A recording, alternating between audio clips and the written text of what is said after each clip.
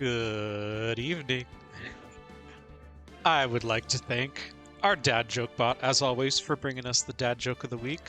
Dad joke 385. I spent my life savings on pasta. It was worth every penny.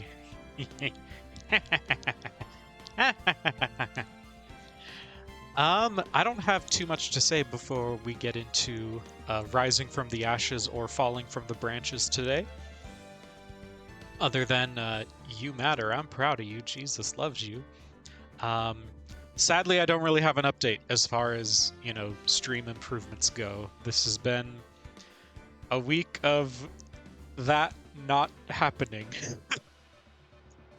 Oh man, I swear, it keeps things get in the way, and I keep doing things that are not improving the stream. But baby steps, baby steps. We'll get there, and it'll be fine. It'll be fine. And it's not like there's any real deadline. There's a lot of stuff I want to have done by my birthday, but it's not like I have to. It's just it's a bit of an arbitrary deadline. But we'll try to get as much as we done by then. We'll try to get as much done as we can by then, is what I mean to say. But anyway, let's hop right in to rising from the ashes or falling from the branches, whatever it was we were doing. So we left off on day 2, and we're going to continue doing day 2.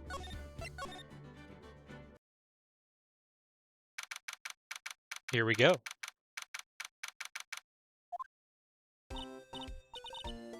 Mr. Wright, so, okay, yeah, where did we leave off? What's going on with the case anyway? Yeah, your guess is as good as mine, Emma. I'm a little confused. Huh? Well, let's see. What is going on? Yeah, you tell me. I don't know what's going on either. The victim, Detective Bruce Goodman, was stabbed to death after 5 p.m. on the 21st. He died in the prosecutor's parking lot and the police department's evidence room. Right, so yeah, we proved that the same murder happened in 2 different places. Right. What's this and the evidence room part? The prosecutor's office and the police department are 30 minutes apart by car. Well, that's what we're going to find out. Or try to, at least. Alright, let's do it. Glad she's in good spirits, but I'm not sure she's going to be much help with this. Wow, that's mean. Hey, Emma, you're useless. Don't be so sure, Mr. Wright. Look, we're in this together, right? I'll prove that these thick-rimmed glasses of mine aren't just for show. They block out sunlight as well. Let's go. Science awaits us. Oh yes, we're going to scientifically investigate. I really don't think we should worry about the police department murder. There wasn't even a body found there. Who cares? Yeah, it was only our victim who was killed in their evidence room. No biggie. Besides, my sister would never do such a thing. I know it. Oh, are you so sure? That oil drum, was it empty? The oil drum kicked over by the chief prosecutor was brimming with water. My sister erasing evidence at the crime scene? Never. Also, you know what I just realized? So, I don't know if you guys remember in an earlier stream where I had just given up on a puzzle and I was like, fine, I'll use autoplay, and I could actually not get the autoplay to work. I just realized on this particular controller, it is the back button that kicks in autoplay. I was trying to hit the start button, and I was trying to hit every button except for that one, basically. So now I know what the autoplay button is. You can see it right up there. I don't know if you can see that. Anyway, I figured it out just a couple streams later. Even though she says they don't get along, Emma really likes her sister. That's not it at all. It's just, we're both professionals at what we do, and I trust her. Again, everyone just reads Phoenix thoughts. What is... Big words for a high school student. Well, whether there was blood on the floor or not, the water in that oil drum washed it all away. Ignore the strength of my science at your own peril, Mr. Wright. Peril? Are we gonna die? What's that grin for? This situation calls for one thing, and that is luminol testing fluid. Luminol? Blood is sticky stuff, you know. You can't just wash it away with a little water. Even if you can't see it, it's still there. But wouldn't the police have already done those tests? Never trust anyone's eyes but your own, Mr. Wright. Yeah, we already know the police are useless. Like, we gotta do everything ourselves. Just give it a try. Me? Why do I have to do it? I'm a minor. I can't even drink yet. We're testing bloodstains with this stuff, not drinking it. Here, look, I'll lend you these glasses. You had an extra pair of those things? Ooh. The game is in 3D now. Just kidding. That would be funny, though. To test for a blood reaction, just spray the luminol on it. Like this, see? Press A to spray it on. Okay, let's find us some blood stains. Oh. There's one.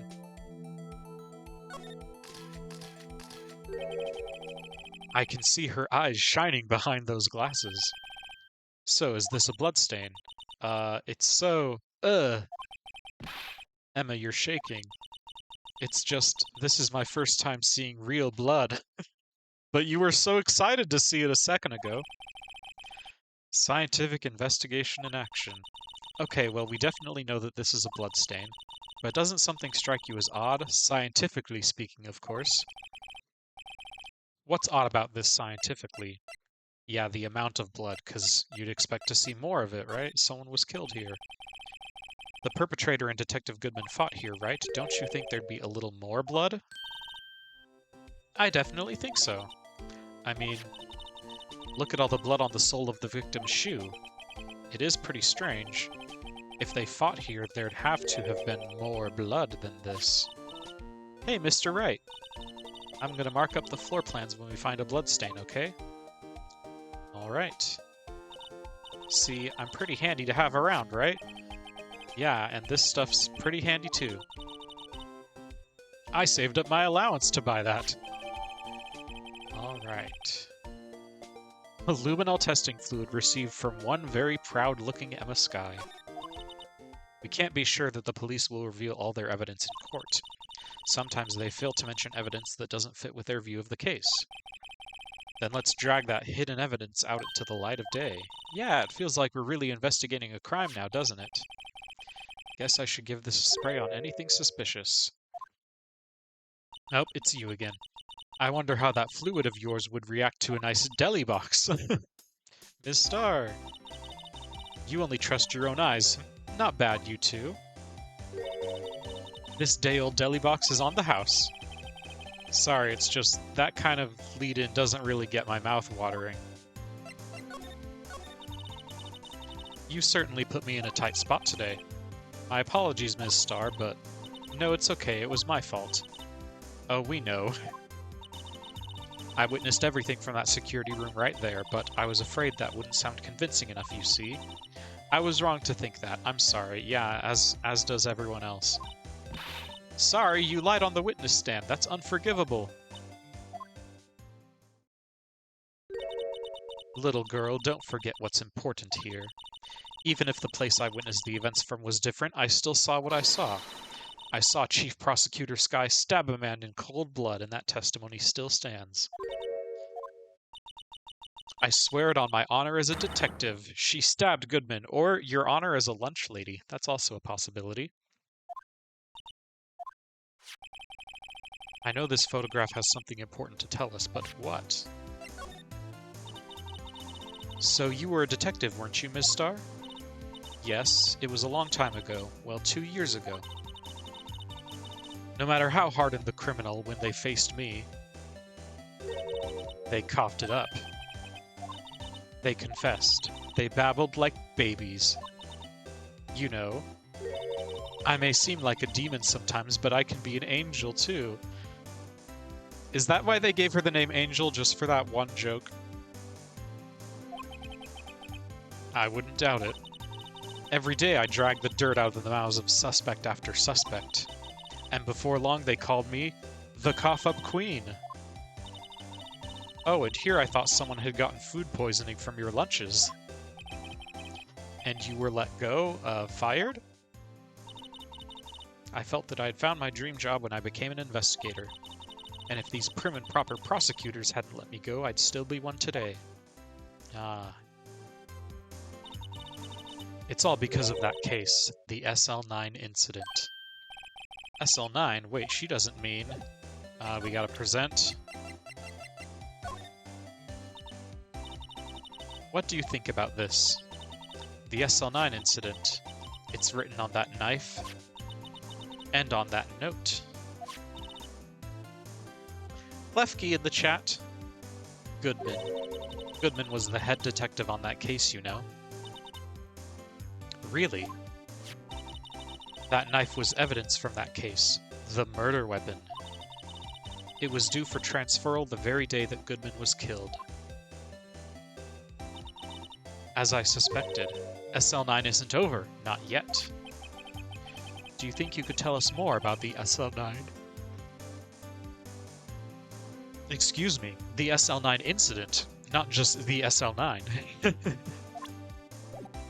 Yeah, that's, Oh, I thought that would give more dialogue. But does it not?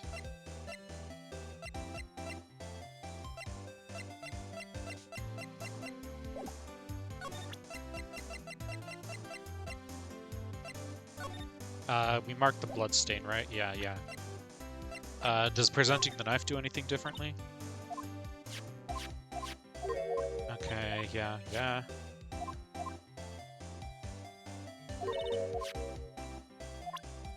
Think you could tell us more. She's not telling us more. Do I have to present any of this stuff?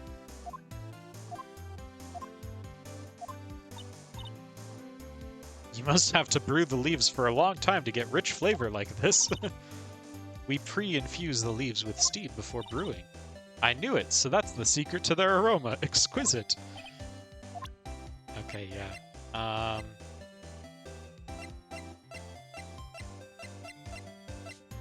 Is there... We need to move somewhere.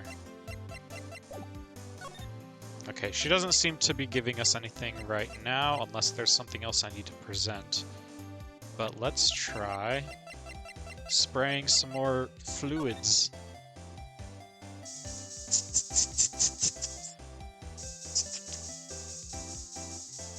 Is it just the one? I mean, if it's just the one, that wouldn't be too surprising. Imagine Phoenix just running around spraying this stuff everywhere. Like he's just spraying it like a kid with a water pistol. He's just whee. That's what I'm doing. Okay, what about over here? Whee. Oh. Whee. This is... I'm having a little too much fun with this. Okay, I don't think there's actually anything here, though. Okay. That was fun, though, right?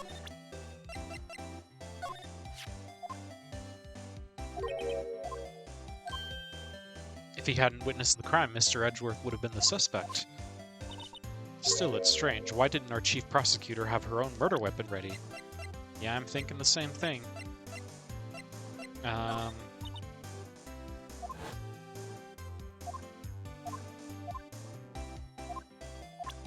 Yeah, okay.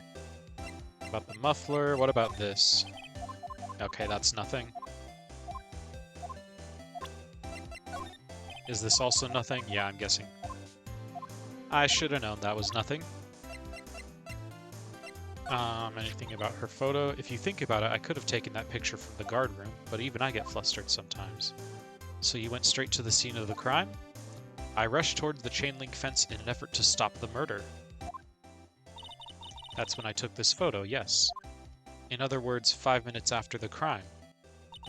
Those 5 minutes are the whole problem. A hole in my testimony, as it were. The 5 minutes weren't the problem, Miss Starr. You lying was the problem. Listen, little girl, I've had my testimony disregarded before, and I wasn't going to have it disregarded again. Ooh, just like that time. Oh. Does that give more? Ah, there we go, there we go. We got more dialogue now. That incident really opened up my eyes to the truth. We're nothing to them. Disposable. Disposable to who? 2 years ago, it was the biggest case I'd ever handled.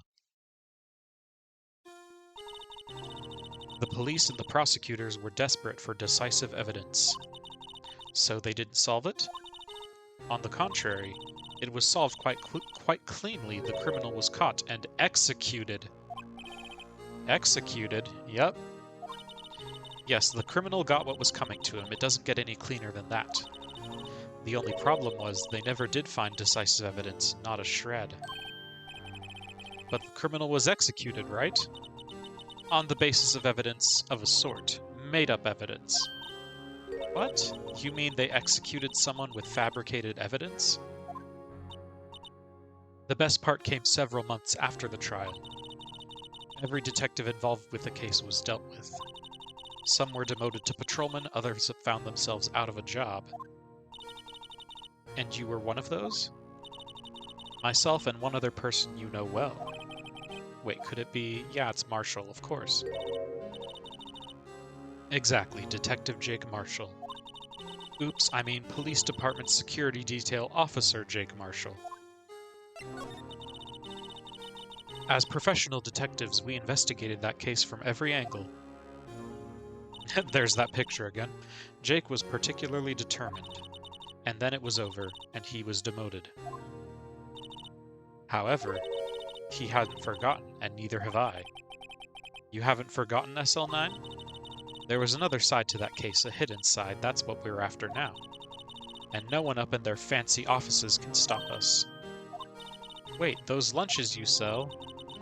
There's only one reason I come to sell lunches in this accursed office. I come here to meet old friends, boyfriends that can help me investigate. Ms. Star's old boyfriends, how many does she have anyway? Just when all the detectives on SL9 have disappeared, we find new evidence. There has to be a connection. So, rookie, it seems like you're serious about investigating this case. Then you should take this. A Salisbury steak lunch? I know a certain guy who might help you if you tempt him with this treat. Excellent for putting Officer Marshall in a good mood. Yes. Ms. Star, Officer Marshall, is he you, are you his, are you going out? Why do you want to know? I was just wondering what happened to him. A long time ago when he was helping my sister do cases, he was so nice. He got along so well with my sister, it made me jealous. And he was nice to me too back then. This would be when Officer Marshall was a detective. But now he's so cold. Jake and I are merely cooperating on this investigation. We're putting the past to rest, as it were. Nothing more than that. I see. Thank you. Officer Jake Marshall. We gotta go talk to him, eh? Or find him, rather.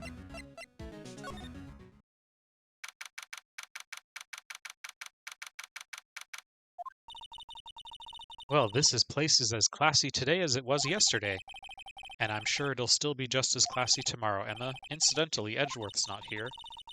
I'm sure he's off doing important investigations. I hope that's what he's doing. I guess we'll have to come back. Yeah, okay, nothing here. Nope, I wanna go hither.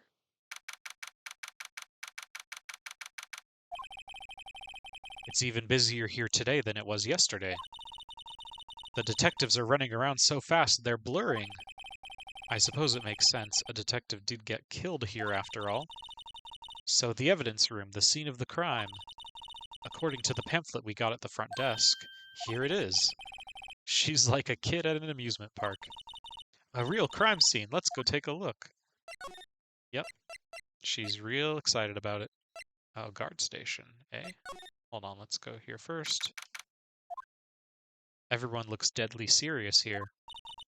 Well, there was a vicious murder of a detective down at the police department.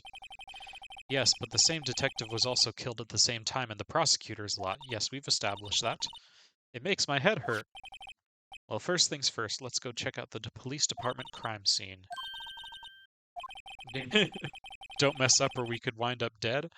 I doubt anyone wants more mysteries or dead bodies around here right now, but it doesn't look like anyone's going to help us much either. Okay, yeah, so we can't get in. We gotta go the other way. This away. Evidence room entrance, guard station. What's with the decor in this place? It's very eccentric. According to the pamphlet, this is the guard station for the evidence room. So beyond that door is the evidence room, the scene of the crime? It sure seems that way. What's wrong? It's those cacti. They're so prickly, so imposing. It's hard to think straight. If you can't handle the cacti, stay out of the desert. What I want to know is, if there's a guard station, where's the guard? I have a feeling I know who he is already. Yeah, look at this. There's a security guard uniform hanging there. It looks more like a costume than a uniform, honestly. A leather jacket, leather pants, leather... What was that called again? Punchy? A paunchy? A pinchy? I know, a poochie! Wait, maybe that wasn't it. It's a poncho, but I think I'll keep that information to myself for the time being. These sure are prickly, they must be the real deal. I would think just one big one would be sufficient. These cacti are a lot like my sister, actually. Oh, poor thing. How so? Encased in a cold, rigid shell with spines pointing in every direction, just like her. I'm not so sure I see the resemblance. It's more an attitude thing than a physical similarity. Okay, computer, there's video feed from the evidence room here. There's a light blinking below the monitor. It says recording. I bet we could use this computer to check on who went in and out of here. We quite certainly could. Look, on the floor, a lasso. Looks like it's set up to trap something. A trap here? Wait, I know. Maybe someone was trying to catch a wild bull in here. But the lasso missed. You sure have an active imagination. Yeah. The evidence room is beyond that door. Let's just walk in. It won't open. You thought it would be open? I think we need someone's permission to go in there first. Yeah. Okay, nothing up here. Those are just the saloon door. This swinging door makes this place look like some kind of saloon. But look, it's nailed shut. You can't get in that way. Of course not. If you went in through here, the cactus would fall over. Ouch! I'd say it'd be more of a yeah myself.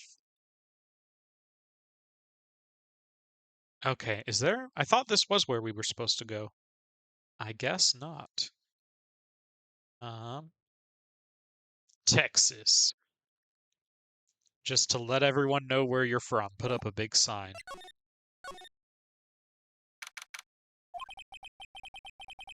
This place is charged with frantic energy, as always. Please! Wasn't that... One steak lunch, please. Oh, it's you. Detective Gumshoe. Now's no time for chit-chat, pal. I'm a busy man. What I really need is a steak lunch from Lunchland. Oh, you mean one of these? Actually, it's not for sale. Oh, poor guy, he's hungry. I think I just heard the sound of his heart breaking. Now's no time for despair. We've caught our criminal. Now we just need evidence. The criminal, you mean... You heard about the stabbing at the police department evidence room, right, pal? Yeah, I remember this. And the perpetrator, do you have a suspect? Well, there was a suspect. Just arrested him, in fact.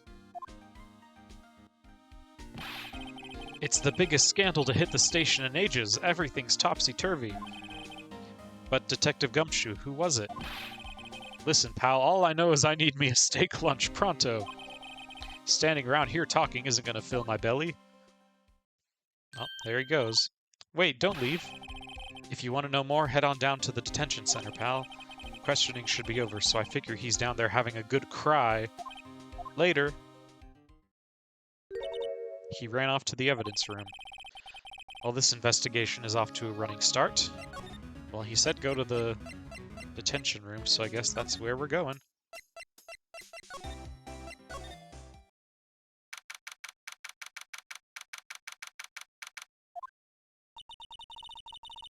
Still, I do feel better about things. A little. I mean, they caught the person who stabbed Detective Goodman, didn't they? Yeah, I guess they did. Best to not go too far down that road right now. Things will just get confusing. What was that? Sir, that's what I'm saying. Me, a perpetrator? I'd say I was perpetrated against, sir. That's what I'd say. Oh, it's Meekins, isn't it? Yep.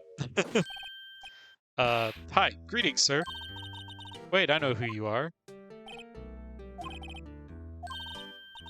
Officer Meekins, so you're a guard here at the detention center? Oh, not anymore. No, sir, I'm not, sir. I'm a little lost patrolman, like a little lost lamb, sir. Oh, I get it. You're here to deliver a report. No, sir, how should I say this? Wait, he isn't... Is he? You, Officer Meekins, you didn't... Did you? Perpetrator Officer Meekins reporting, sir. Nani? Now this is an unexpected turn of events. Sir, I'm a patrolman with General Affairs, sir. Sir! Ow, I can hear you fine, Officer Meekins. I had some business that day, sir, and I went to the evidence room, sir. The guard station in front of the room was empty, sir. So normally there's a guard at the evidence room? That's right, sir, because evidence is kept in the evidence room, sir. Now, the security officer was none other than Officer Marshall. Marshall? Then, sir, I happened to glance at the security room monitor. That's when I saw him, sir. A suspicious person in the evidence room. A suspicious person, sir. A suspicious person! Oh my gosh. What the heck is this guy doing? So what happened then? After that, sir, everything went white. I saw red. I blacked out. And when I came to, I was here, in the detention center. How long were you out? Days? Might I ask, what happened to your hand? Sir, there was no one to bandage me, sir. So I did what I could to wrap it up, sir. A bandage on his hand, just like Ms. Sky. Yet another similarity between this case and the one at prosecutor's office. Yep. The suspicions are getting suspicionier by the second. First things first, tell us how you hurt your hand. I don't mean to pry, but you are the perpetrator, correct? You killed Detective Bruce Goodman in the evidence room, right? Sir, please don't look at me with those sad puppy dog eyes, sir. If you have to label me as perpetrator or victim, sir, then label me victim. I would, but you happen to be in detention, and alive and well at that. Yes, well that's true, sir. I suppose you could say that. Did you know the victim, Detective Goodman? Well, sir, if I had to label him as a stranger or a total stranger, then I'd say he leans heavily on the total stranger side. So you didn't know him. Sir, I work in a tiny department devoid of light and other creature comforts. I don't know any detectives. So if he was a total stranger, why did you stab him? Sir, I had no intention of killing him, sir. None. Nor do I have any recollection of killing him, sir. At least someone around here is more confused than I am. About your hand, did that happen during the course of the crime? Well, you see, sir, Don't you think you should just confess? But sir, but there was nothing I could do. Nothing you could do? Sir, to tell the truth, sir, when it happened, when the detective pointed that knife at me, I just hollered, sir. And the next thing I knew, I was unconscious. The next thing you knew, you were, huh? Then when I opened my eyes, I was alone in the evidence room, sir. All alone. Alone because Detective Goodman had disappeared. Then when I looked down, I was gushing blood from my hand, sir. Oh, the shock! Oh, the sorrow, sir! Can you imagine how it felt? That actually does sound pretty bad, not gonna lie. The victim's body disappeared. That's some story.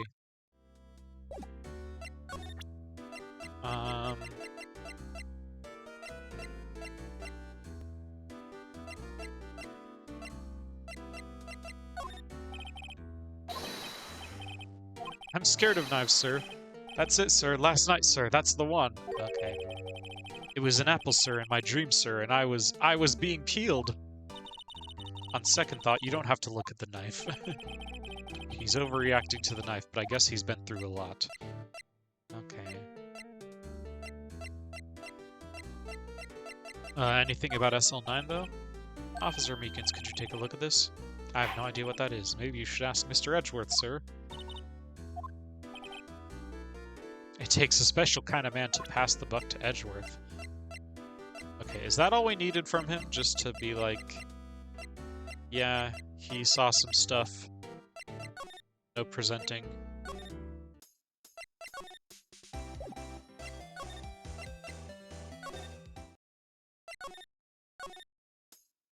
Still nothing there.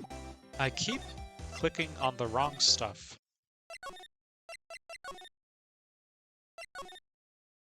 Okay, maybe we probably do have to present something to him, huh?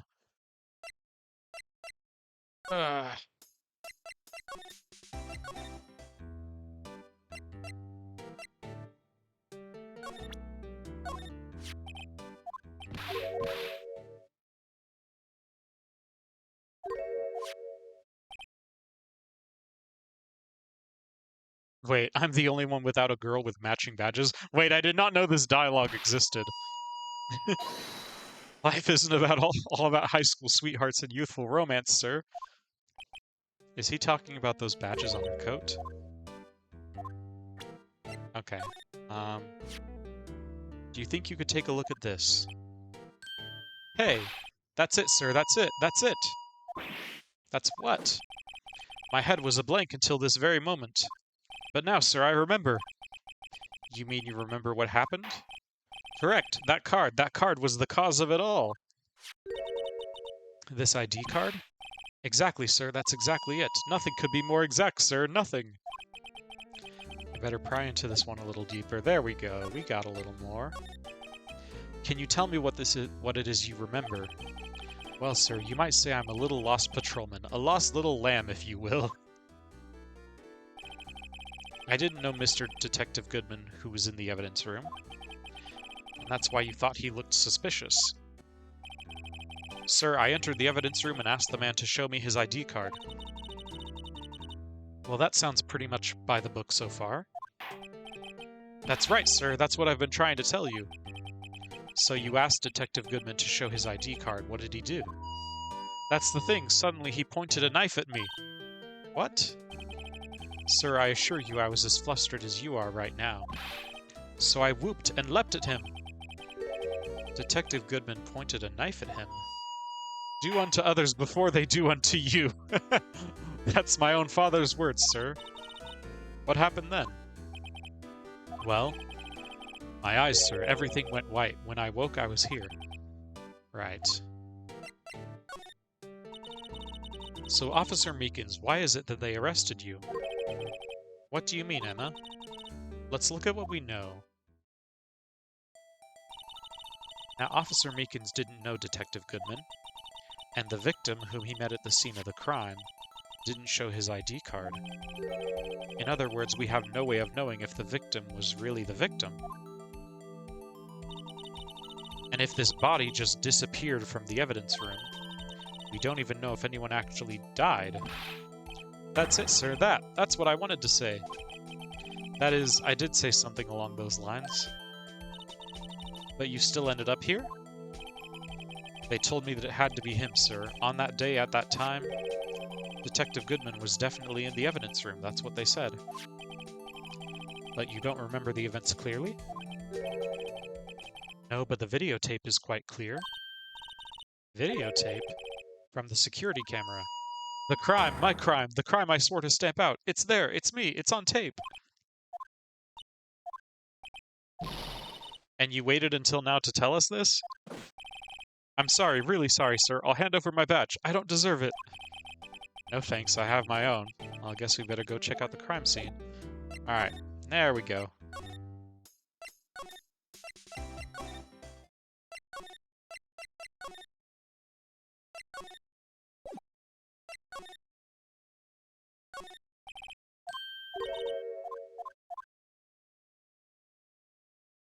Um, oh, I thought Jake would be here at this point.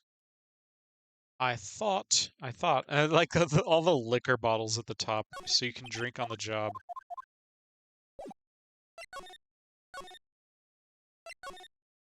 So was that not it? Oh, here we go. Something. Hey, Mr. Wright, look who's standing at the Chief of Detectives desk. It's Police Chief Gant. And you're sure this is all, hmm? You know what it means if there's anything missing. Sir, I'm sure it's most likely totally perfect. We checked all of his drawers, lockers, garbage cans, bags, coat pockets, hats. Under his seat cushion, behind his computer monitor, inside his personal coffee machine. I see. Well, if anything does turn up, you call me right away. Deal? Yes, sir. We'll scour the place again, sir. The Chief of Detectives looks a little flustered. Righto, my boy. How you been? Swim much? Chief Gant, reporting for duty, sir. Why are you saluting him, Mr. Wright? This guy's theme song is so funny. Is Edgeworth going to be okay? Oh, Worthy? Oh, they're doing a little inquiry committee with him. Sounds like an inquisition. Yep, well, they've had no end of trouble with the boy since last year. You mean the incident on Gourd Lake? It doesn't look good having a top prosecutor sit in the defendant's seat, does it? And you got someone else found guilty in that case, right, Righto? Von Karma, yep. A legend he was, undefeated in his 40-year career. But in court you fixed it so he was caught for forging evidence. I didn't do anything wrong. He did forge evidence. In any case, the prosecutor's office is in a bit of turmoil, you might say. Why, they do just about anything to restore their reputation. Now, depending on what that inquiry committee decides, it could be bad for Worthy. What? It's downright odd, I tell you, the detective getting killed on their turf too, I mean. There being the prosecutors, I assume. Scientifically speaking, it's impossible. Yes, but that's what the evidence is saying. Goodman was stabbed in 2 locations at the same time, that's what it says. What evidence is this? Now, Righto, I can't just give away all our secrets like that. And this in particular, well, it's a little sensitive and I can't talk about it. I wasn't expecting much anyway. One thing I hate most of all is hiding stuff. Secrets, can't stand them. But it's a full-time job just keeping the Chief of Detectives' trap shut. And he was the one you were picking on earlier? Huh? You saw that? Whoops. I wonder what it was that he wanted the Chief of Detectives to do. Let's see if we can kind of discreetly ask him. I don't know if there's... Chief of Police... Mike Meekins. Thinks he's a cowboy.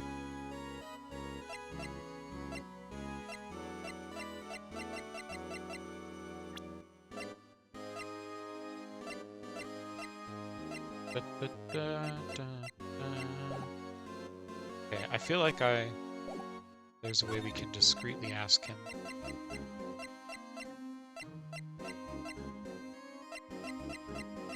I don't think he wants the steak. I don't think he wants the steak.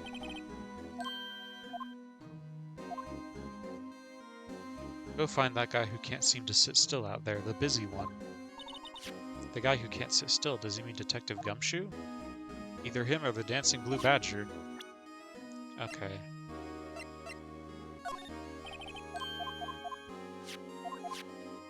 Okay. Did I miss something?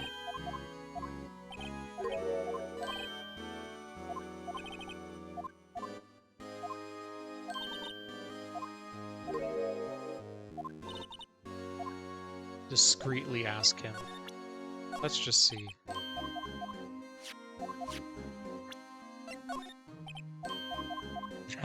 We're just gonna try everything, okay?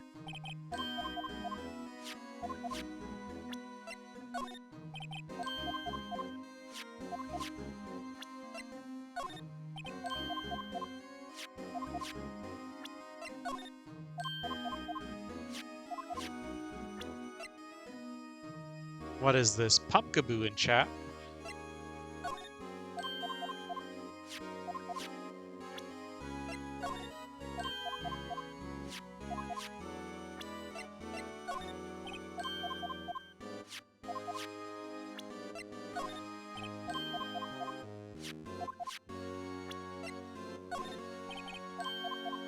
Okay, nothing's worked so far.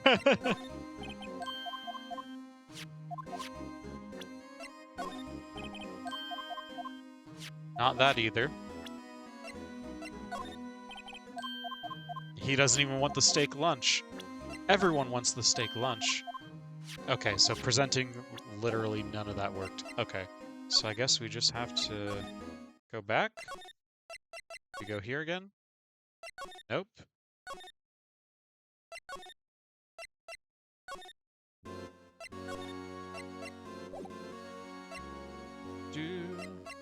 Is there anything we have to lean over here? Sorry you had to see that. What exactly did the chief of police want you to do? Well, see over there? That's Goodman's desk. He wanted me to check it for anything that might be a clue. They took away every last piece of garbage in the trash can. So nothing belonging to Detective Goodman is still here? Of course not. Well, except for this. Oh my gosh. You kept something? Sure, why not? It's not important. He didn't even finish writing it. It's a lost item report, but it's only half complete. A lost item? Did Detective Goodman lose something? The date on it is February 21st. Better make a note of that, just in case. Okay, well there we go. Half-written document can only be submitted to Chief of Police. I should really get back to investigating the police department crime scene. Well, sounds like that's where it wants us to go then.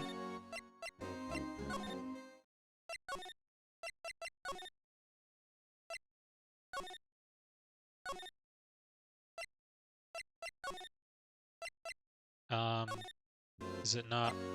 Wait, do we want to present this?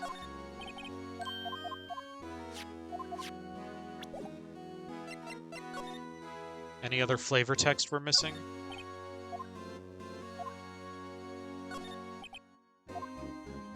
The Blue Badger, the future star of the police force. The design's a little changed from the one outside. Well, the dancing Blue Badger is still under development, you see. You have it trademarked? Absolutely, it's very cutting-edge stuff now. Am I a Blue Badger lover, hater, or fighter? I'm a Blue Badger enjoyer. Welcome, Zega. It's good to see ya. I showed this doll here to my daughter, and she burst into tears. Oh no, don't burst into tears over it. Don't show her the moving mock-up outside, then you'll give her nightmares. But hello, how ya doing?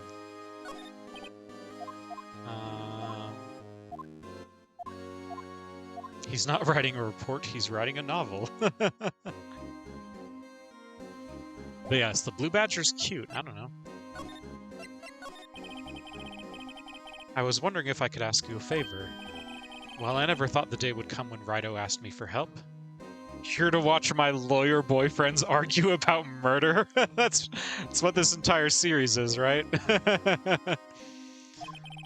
I was wondering if we could investigate the evidence room. Oh, he's gonna give us the trademarked long stare. No, I don't know why he does that. Like, it doesn't even make that much sense in character why he does it. He just pauses. Actually, I'm sorry, I don't need to investigate after all. Righto, please, do I look like a selfish man? Heck, if anyone asked me, sir, can I borrow $50, I'd give them $50, no problem. So go ahead, investigate that room to your heart's content. Knock yourself out. It just goes to show you never know until you ask. And for you, here, you can borrow this. That's a detective's ID card, isn't it? That's a special card for guests, so don't lose it. Yes, sir, it's an honor. You just run along and do your best now. Later, folks. Oh, there he goes. What is my avatar? Is it a spray bottle? Yes, it's I am the world's first perfume tuber. That's at least what I made up. Um, and I've had a couple different you're wondering if it was a buzzball tuber? Yeah, no, I'm the world's first perfume tuber. I also, for Thanksgiving, made a turkey tuber, which was just putting the same eyes and mouth on a turkey. I haven't done any others. Maybe I'll do like a 4th of July. I'll just give myself a little Uncle Sam hat for the 4th of July. I can the good thing is, this pink tuber did not take me a whole lot of time to make. And so because it didn't take a whole lot of time to make, I can dress it up pretty easily. It's not like, your average big name VTuber who like they work on a new outfit for months. I can make a new outfit in like an hour. It's great. Yes, sir, because sir, we have to go into the evidence room now, sir. I think this place is a bad influence on the girl. Yeah, the fumery. We're perfumes here. One of my goals for this year is to do a perfuming stream before the end of the year. That was something I said at the start of this year, and I did actually just buy a hand cam so I can have a camera pointed down at a table um, while doing perfumery. I still need the actual table. I just need to like go to Walmart and buy like a $30 folding table or something. Because yeah, all I would really need is a second table here. You can't see, but I have the table that my computer is on here. I would need a second table to be the hand cam table, you know? But that is the plan. All right, can we get in here now? The evidence room is beyond that door. And we have the ID card from Chief Gant. Let's just walk in. It won't open. Aha, the card reader is turned off, see? What is that security guard thinking? Howdy, partners. Well, well, what's made my Bambina's skies so gray? Oh, yep. We're back to this guy. Officer Marshall. Why does it have to be him? What's that why does it have to be him look for? Oh, what is this? Jake has so much alcohol? Yeah, I know. As you may have surmised, this here's my saloon. We're here to investigate the crime scene. Yeehaw! That card you got there on your chest. That's better than a sheriff's badge in these parts. Yeehaw! Well, what you standing there for? Get along, little dogies. The crime scene's awaiting. Looks like the card reader's on again. While we're here, I was wondering if I could ask you some questions. Sorry, cowboy, but I got no mind to tangle with you hombres. You're busy then? Did I say that? I only said I didn't wish to speak with you. Actually, you said you had no mind to tangle with us hombres. Okay, do we just gotta head in here? We'll give him the lunch in a little bit. We'll give him the lunch. It's quiet. The investigation must be over here. So this is the evidence room? It really is kind of like a graveyard. Graveyards are supposed to have grass and trees. This feels more like a morgue. Nice try, Mr. Wright. You can't scare me. Oh. Oh, they knocked each other out. Sorry, I thought you were a ghost. I wouldn't recommend going around smacking ghosts on the head, pal. So is it true what I heard?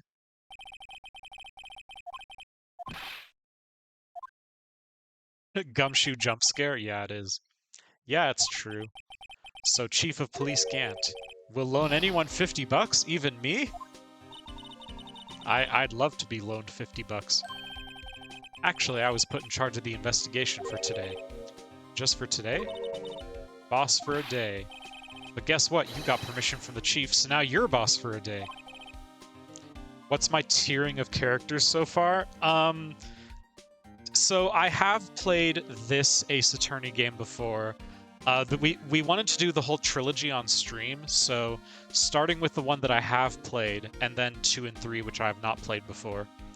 My tiering is Gumshoe is SSS tier, because I don't know, I just love Detective Gumshoe. He's such a funny character, he's such a goofy character. And then everyone else is everyone else is okay. Gumshoe I just love because he's a goofball. And maybe I can relate to that because I'm a goofball. And I fumble my way through my jobs a lot. That's maybe the reason I relate to this game so much is because I too, just like Phoenix and Gumshoe, fumble my way through life. First of all, you'll want to have this. Evidence room floor plans. Okay. So, Detective Gumshoe, your boss for the day? That's right, it's an honor. After all, the murder took place right here in the police department. Playing through the second game right now, and Case 3 is really bad and slow and weird, but I think that's the worst one. Interesting. I have heard that either the second or third one is like people's favorite, but I mean, it's kind of like Star Wars, where like any one of them can be someone's favorite, you know? But if you're boss, why are you all alone? Where are your underlings? The case you need to push through in the second game to get to the gold. I mean, I hope so, right? They're using yesterday's findings to prepare for tomorrow's trial. In other words, you got kicked out of the investigation again. I'm adamant, though. I'm gonna take control and put this case to rest. In my own evidence locker, pal. You have a locker in here too, Detective Gumshoe? Of course. I am a detective, after all. They gave me a locker that only I can open, pal. Only you can open. I'll always believe in Mr. Edgeworth, no matter what happens. So, Mr. Edgeworth is with the inquiry committee now, right? They're trying to figure out who's responsible for the mess-up in court today. I see. I guess this is what you call fate. Mr. Edgeworth just can't get away from that case. Yeah, that case. The SL9 incident, of course. That was the beginning of the end for Mr. Edgeworth. Oh, dear. Maybe we can get him to tell us more about the case. This place is more high-tech than you might think. Every locker is fixed, so only one detective can open it. Using their ID card? Well, that's the thing, pal. ID cards can be lost. Why, I'm on my 3rd card since entering the force already. That sounds like a lot. Yeah, but even I can't lose my own right hand. Oh, you mean your fingerprint? Exactly, pal. The lock for each locker is coded with a fingerprint. So the only locker we can open is our own. Oh, did you see some screen tear there? I saw some screen tear there. Funny, they look like normal lockers. These are the latest model. There's a trick to the handles, see? The handles. Oh, you know what? I'm not sure. I do try to keep a pretty tight lid on my chat filter, but I should probably allow that word since I do say it now and then. This game likes to crap on the police and prosecutors. Yeah. But the thing I find most funny is, and this is just from having played the first game, but it's like you meet one guy and he's like, I have the entire justice system in my pocket, and you're just a puny lawyer, ha ha ha. And then you meet, you throw him in jail, and then you meet another guy, and then he's like, I have the entire justice system in my pocket, you're just a puny lawyer. And then you meet another guy, and then he's like, I have the entire justice system in my... I'm like, how many pockets are there? How many pockets does the justice system fit into? You get a shock. If that's what happened, my hand would be black and smoking every day. In any case, the locks aren't that obvious. There are even some people in the force that don't know about the fingerprint locks. Evidence locker added to court record. Only the assigned detective's prints can unlock it. Indicator lamp lights up when it's open. Okay. We can just start looking around, can't we? There's something sticking out of here. Looks like a shirt. It must be evidence in some kind of case. I wonder if Detective Gumshoe put this here. There you go, pal, making me out to be some kind of slob. I'm not responsible for the evidence here. That said, I bet that evidence locker was opened recently. How do you know? If you leave things hanging out like that, the evidence gets dirty or ripped. The guard checks on that kind of stuff and notifies the detective responsible. How many times have I had him breathing down my neck about some silly evidence? Sounds like Detective Gumshoe leaves evidence hanging out a lot, too. They're unfavorably mean to Gumshoe or just play up his incompetence. You feel bad for him. I feel bad for him. If you're going to talk behind someone's back, don't do it right in front of them, pal. Okay, well, can we take the... We can't take the rag. Okay. Wow, look at this big pile of junk in the corner. That looks like a car door. There's a pair of handcuffs attached to the frame. Maybe the guy they caught was some sort of escape artist and he got away. Hey, that's one of those human profiles for range testing. He's been shot square in the forehead. Better him than us. Yep, shot him in the forehead, they did. This place is stuffed with evidence. Stuffed with dreams! I'm not so sure about the dreams. It won't open. Did you really think it would? Hey, pal, our security is high-tech around here. Okay. Oh, what's over there? Some sort of bulky equipment is gathering dust here. What a sorry-looking fishing pole that is. That's my personal pole. I never did get around to using it. Wait, I've seen that somewhere before. Ah, the metal detector, yeah. Right, pal, it's that metal detector. The one that led to the solving of that case out on Gourd Lake, remember? Oh, right. Wow, that feels like it was ages ago. And I don't think I've seen this one before. That's a bug sweeper. I'm sure it will come in handy in solving some case sooner or later. That cheap-looking box. You can't judge a person or a machine by their cover. You gotta look at their heart. Gotta look at the machine's heart, huh? Okay. There's a handprint there.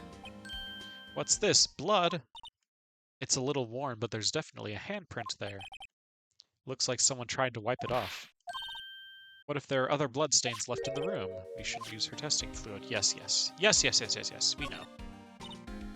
What is a saw and paint doing here? Since the dawn of time. Gumshoe suddenly getting all philosophical on us. Since the dawn of time. True art has always been a war against oppression. I noticed that there's blue and yellow paint here. Perhaps we're witnessing the birthplace of the Blue Badger. Well, you might say this is my studio. Here in the evidence room? That's pretty good. Look, this one's open, and the red indicator light above the door is lit. That locker is coated with Detective Goodman's fingerprint. Detective Goodman's locker? Are you sure it's okay to leave it open like that? Well, it'd be hard to get it open again if we closed it. It's empty. They must have taken the contents elsewhere. Wow, someone must have broken something big to make all these pieces. Detective Gumshoe, perhaps?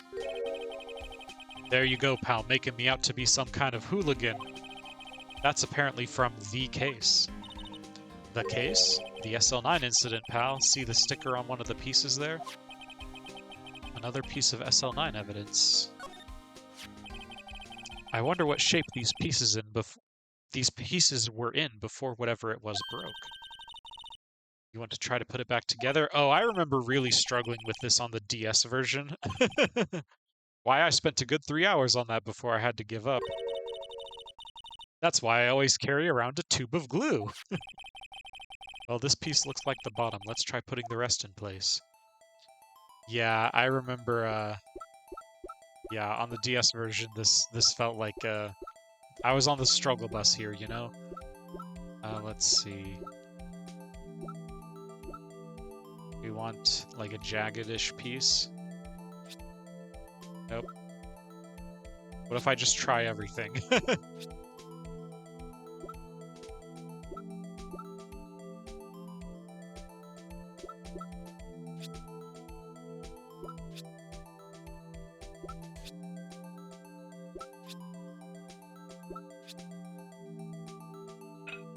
Oh, that's okay. It said rotate left and rotate right. I was using the wrong button.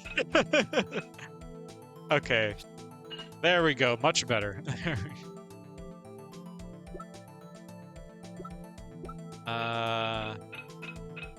Like that? Yeah. It's like the world's simplest jigsaw puzzle.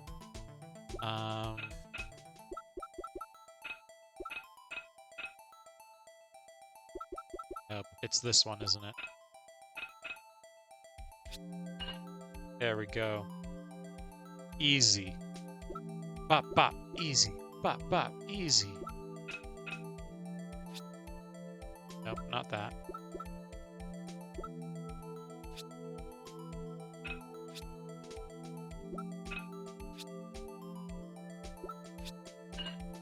Ah, there we go.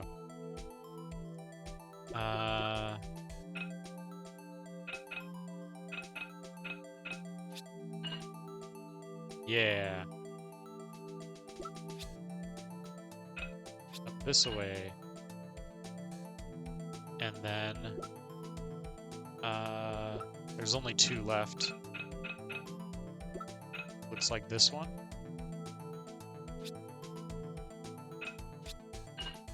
There we go. Last one.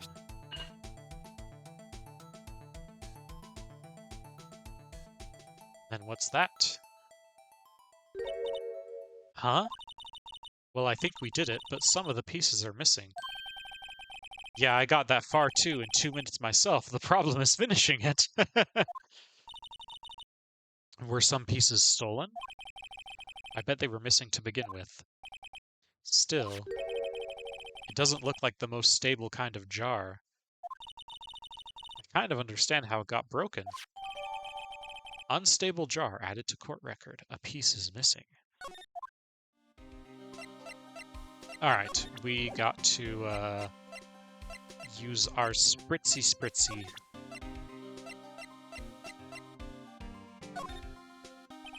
Whoops, that's not what I meant to do. You have to do it from the court record, not from present. Alright, we're gonna spray everywhere. Whee!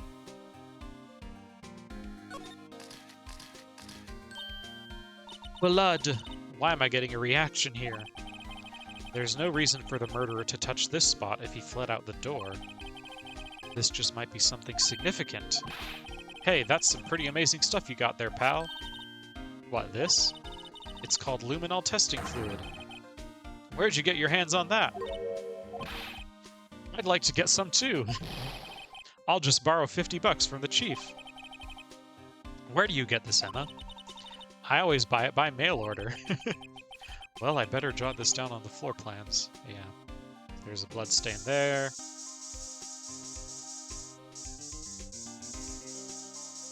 Anything on the door?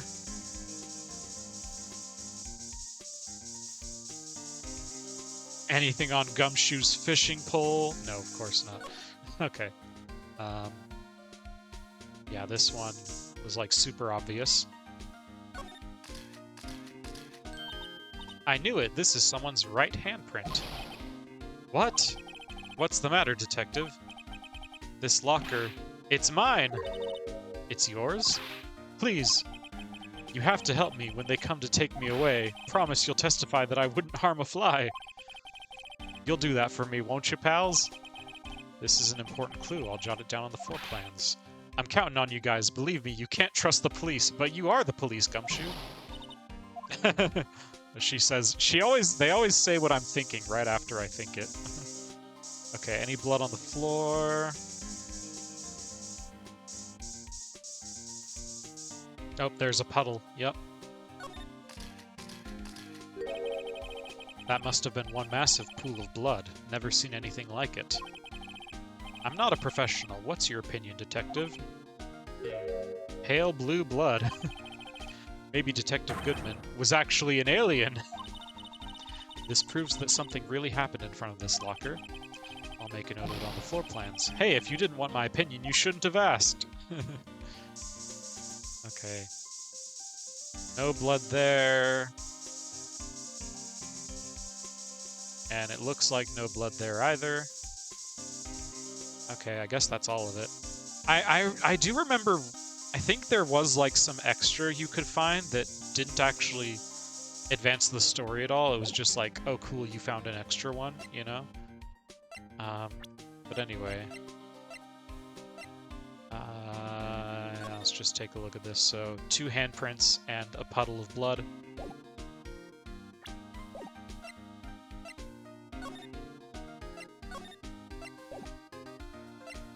I guess we move back out now?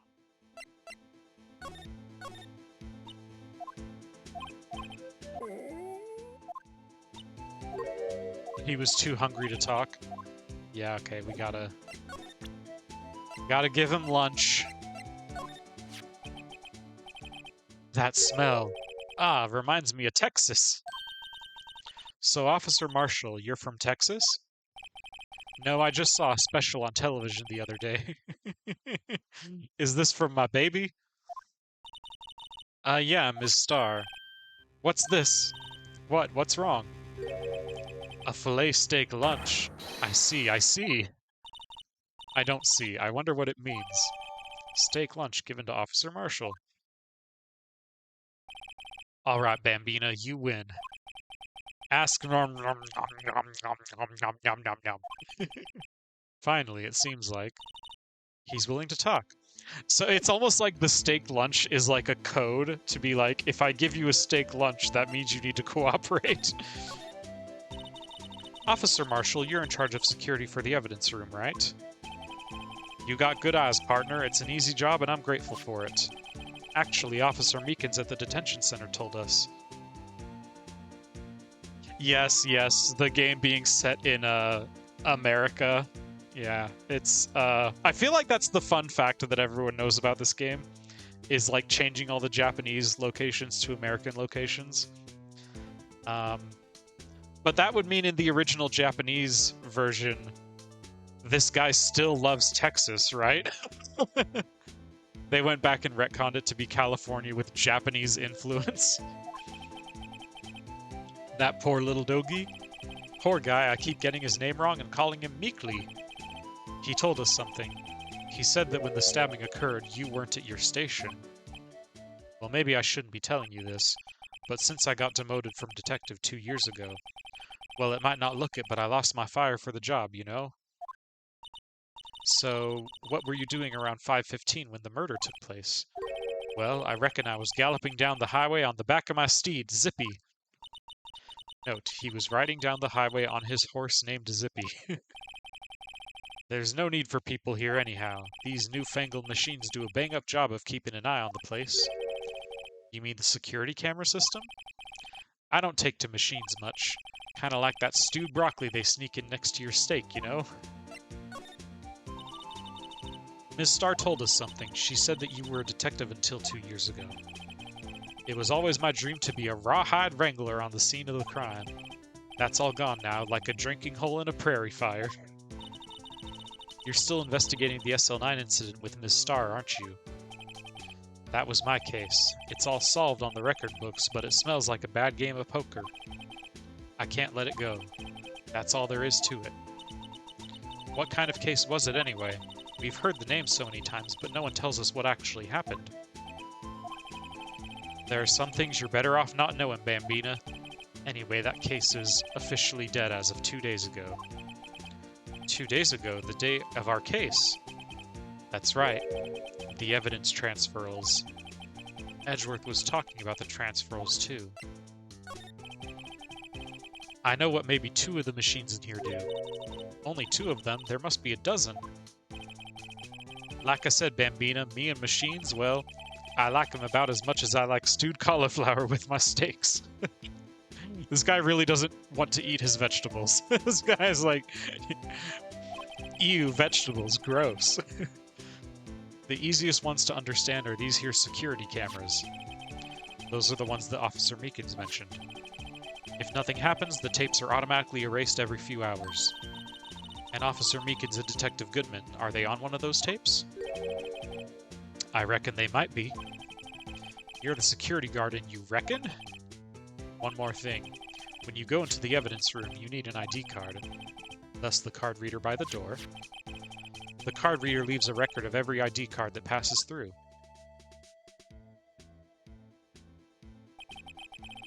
So this is the ID card record. Hey, I've seen that somewhere before. Sorry, Bambina, I can't show you more than that. What is this? Krabby in the chat. You want to catch some crab? Have that for lunch? I haven't heard whether this is related to the case yet. Mr. Wright, I saw a number on that record just now. I've seen that number before. Maybe there's some way I can prove that record is tied to the stabbing. Okay. Sorry, but could you explain what this whole transferal thing is about? We keep only evidence from solved cases in this room. They're kept here under the presiding detective's supervision for 2 years.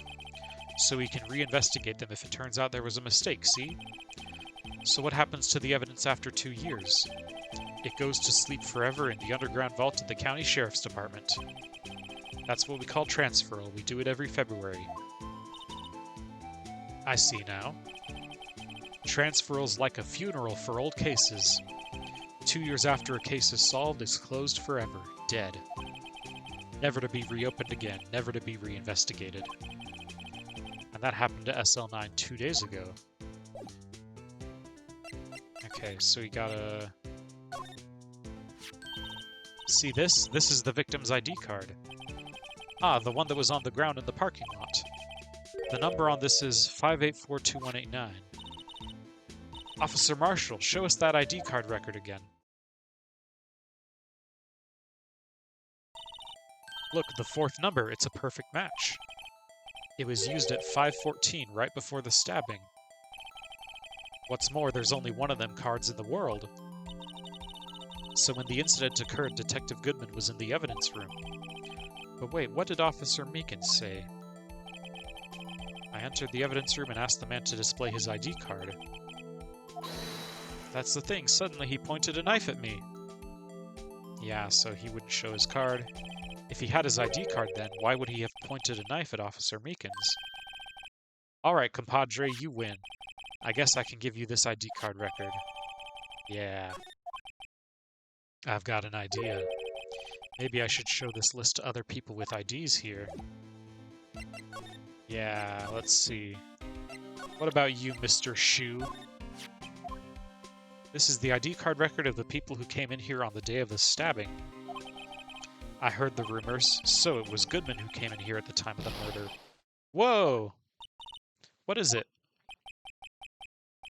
That second number. It's not your ID number, is it, Detective Gumshoe? Mr. Edgeworth. What? The second number on this list belongs to Mr. Edgeworth. What? Why would Edgeworth have come to the evidence room? Well, no one knows. Let's see. Miles Edgeworth, Bruce Goodman, okay. And then one person apparently coming in twice.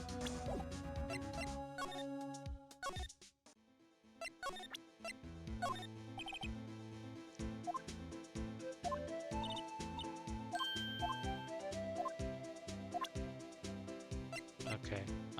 Does he say anything about this? Okay, nothing.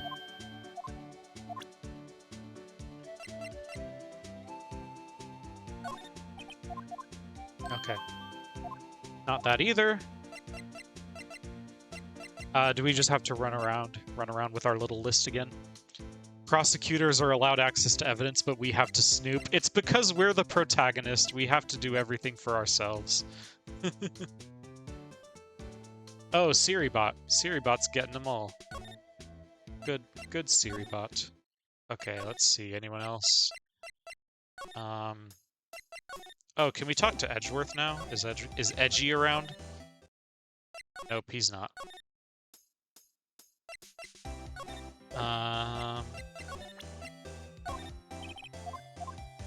Yes? Oh, that's... okay. That's nothing from her. Oh, what if we go back to you? Officer Meekins, could you take a look at this? He has no idea what it is. But one of those numbers has to be his, right? I don't know.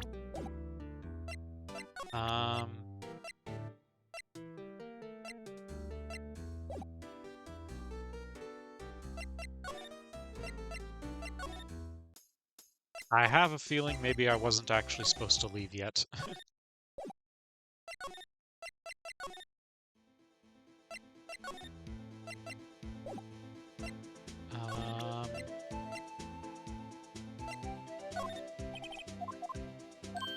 What if I just try everything?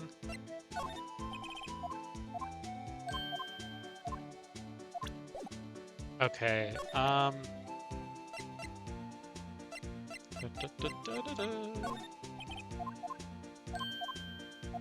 okay, okay, where are we supposed to go?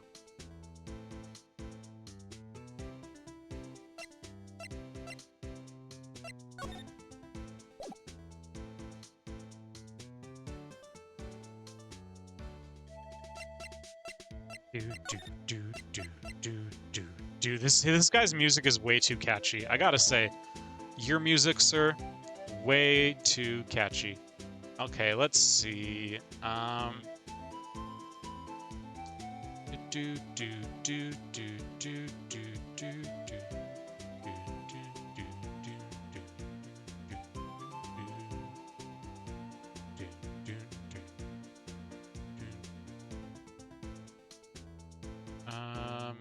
Find.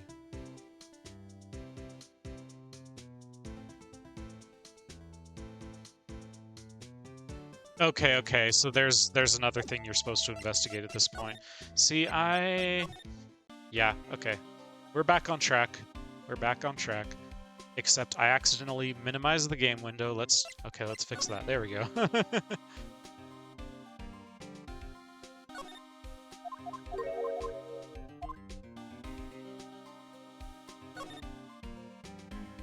Yeah, so now there's a thing here. Someone left a glove here, but only one. Detective Gumshoe, maybe? There you go, pal, making me out to be some kind of absent-minded detective. That's evidence from the case, you know. You mean SL9? It does have a tag on it. Rubber glove added to court record. If you put these pieces together, it makes a jar.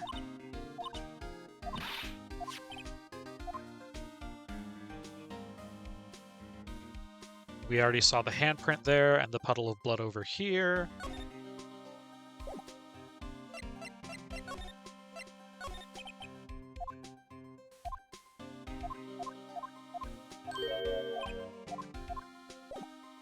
Okay, yeah, we already talked to him about that. Okay, what did he say? Okay. Yeah, we showed him this.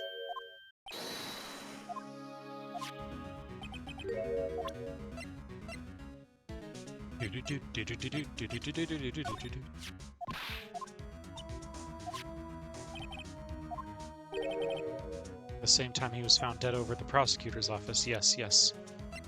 Remember. Do we need to spray again? Actually, that might be it. Spray mode. Or did we already find everything there was to find with the spritzer? Is there blood on the glove? No, there's no blood on the glove.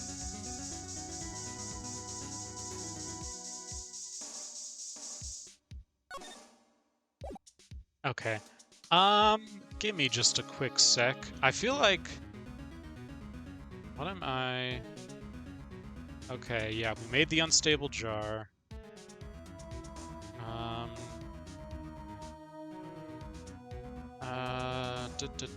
Spray, move to the high... Okay, no, Okay, I'm looking... I did briefly look at a walkthrough. It is telling us we need to talk to Edgeworth now.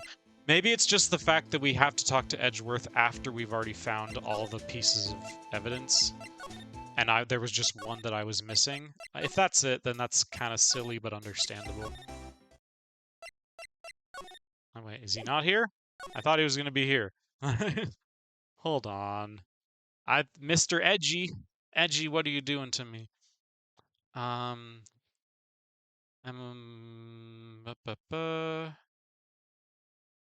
Gumshoe will leave to give Edgeworth the report for the day. Okay, so we do have to... What the heck? What am I missing? Like, legit, what am I missing?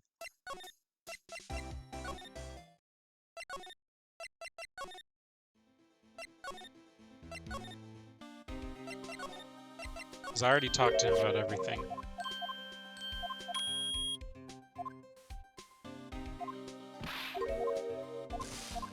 Yeah. And then this bit was just...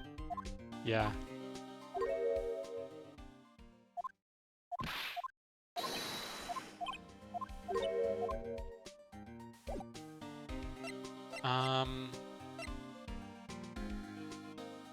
Let me look again. So,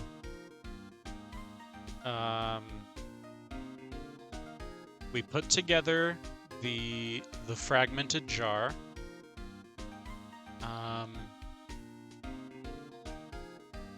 We are in the evidence room. Yeah. Talk to Gumshoe. SL9 incident. Okay, okay. I think that's what I missed. Sorry for the long delay. I do apologize for the long delay. I'm supposed to present one of these.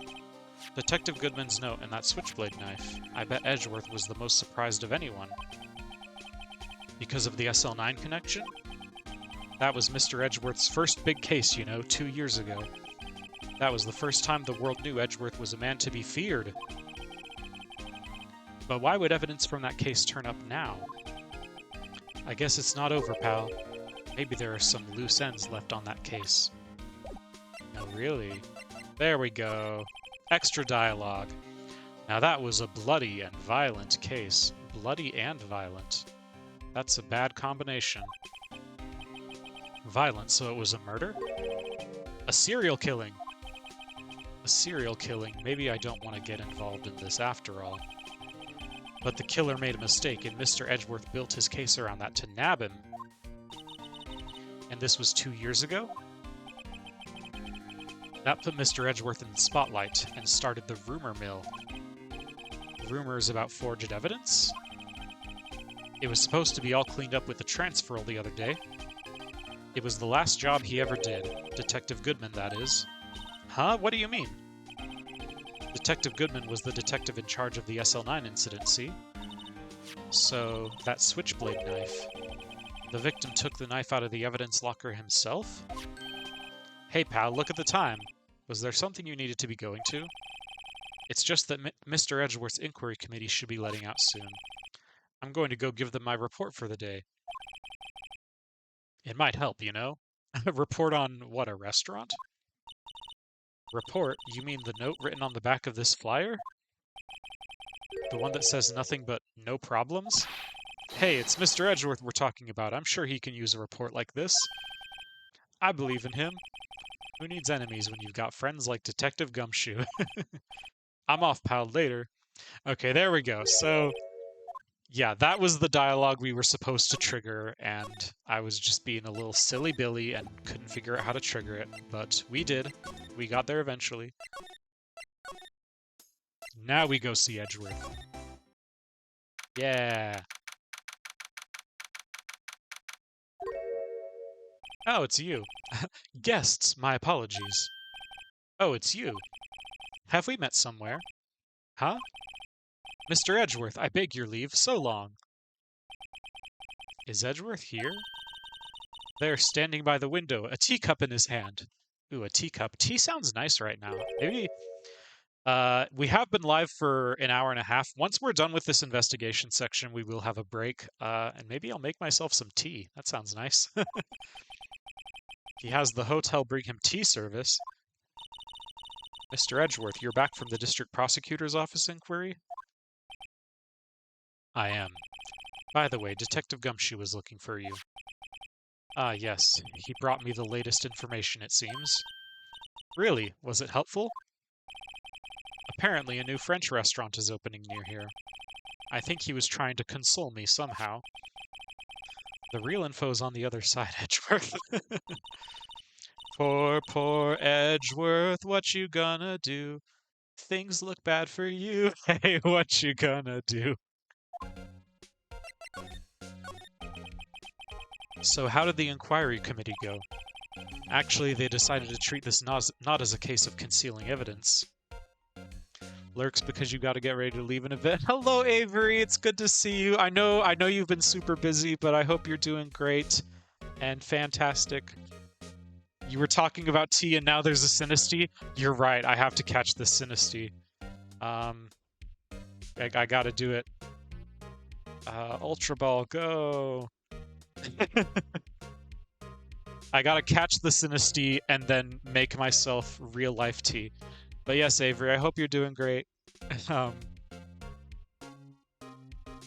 They decided to treat this not as a case of concealing evidence, but as a communications error during the investigation. Concealing evidence? Yes, apparently there are some who believe that I concealed evidence. They gave me a warning. You were lucky this time, again. Again? I've heard them say that so many times. Ever since that case 2 years ago. It's always, like, ever since that one time 15 years ago, or ever since 2 years ago. It's like, everyone just has trauma. That's what I'm picking up. Are you okay for the trial tomorrow? Yes, we caught the tea. Let's go. We caught the tea, and I'm gonna drink it. Actually, I wouldn't want to do that, because I wouldn't want to kill a Pokemon. Would you kill a Sinistea by drinking it? These are questions I don't want to think about too hard. Well, I'm still the presiding prosecuting attorney. However, something happened. They gave control of the investigation over to the police department.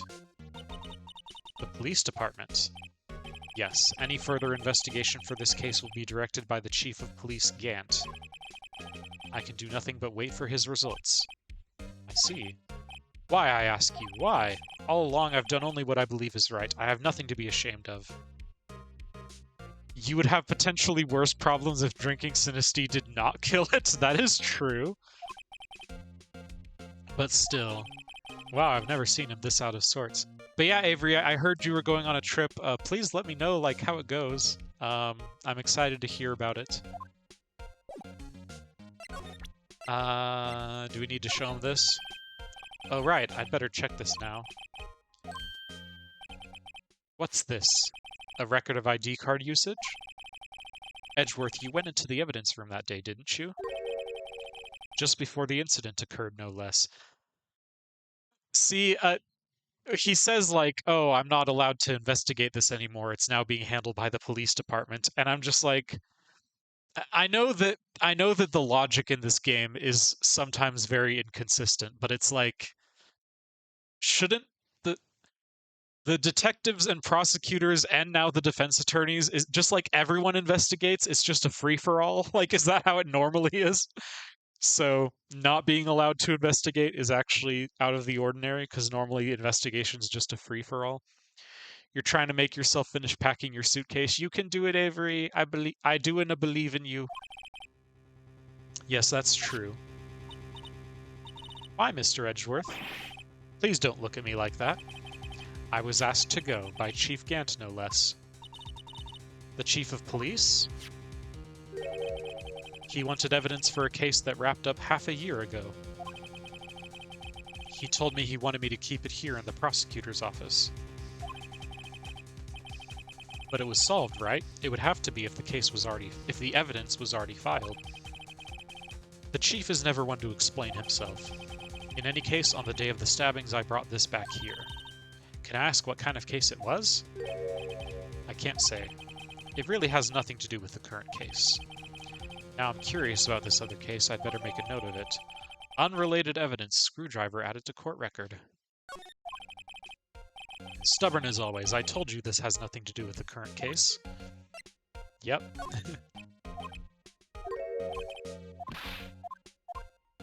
Okay.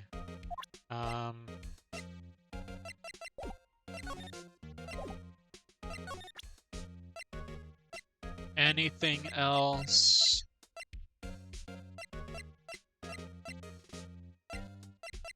Or do we just have to move along?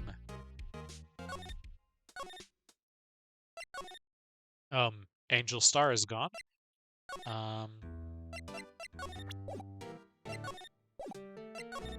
Does this still not do anything? Okay, he doesn't know either.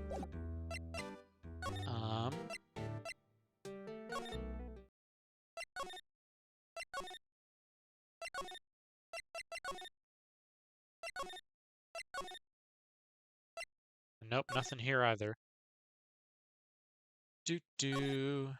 Okay, is there anything that gives us any progression? I would like some progression. Okay, something I have to do with Edgeworth, I'm guessing.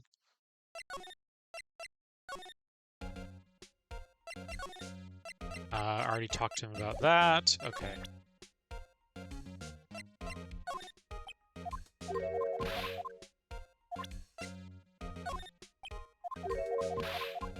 Okay, just presenting everything.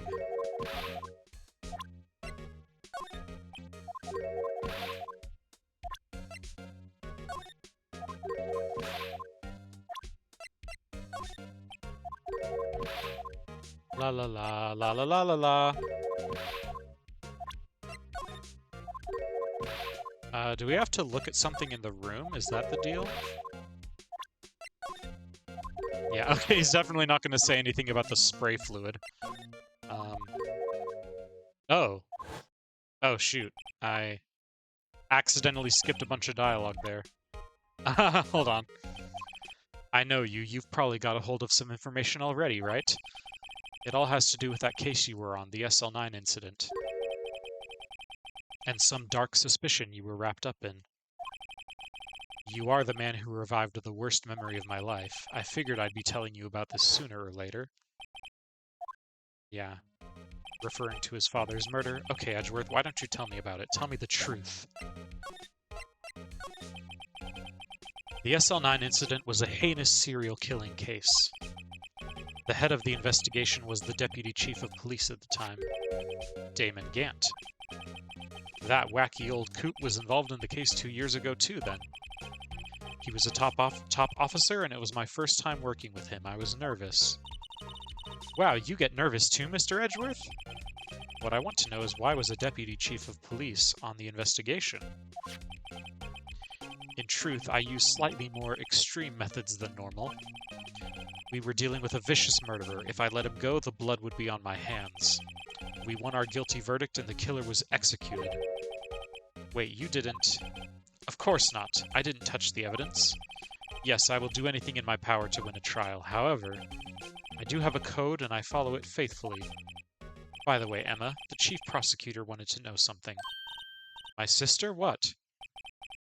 If you were still studying forensic science... Huh? Yes, of course.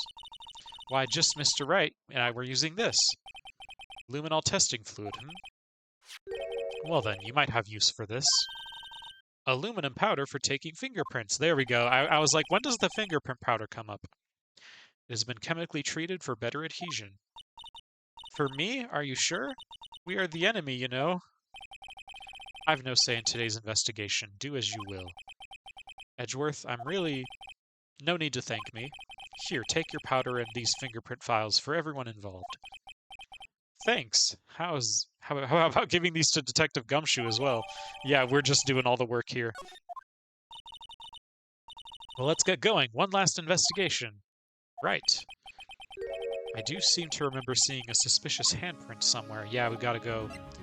Gotta go dust for fingerprints now. It's time.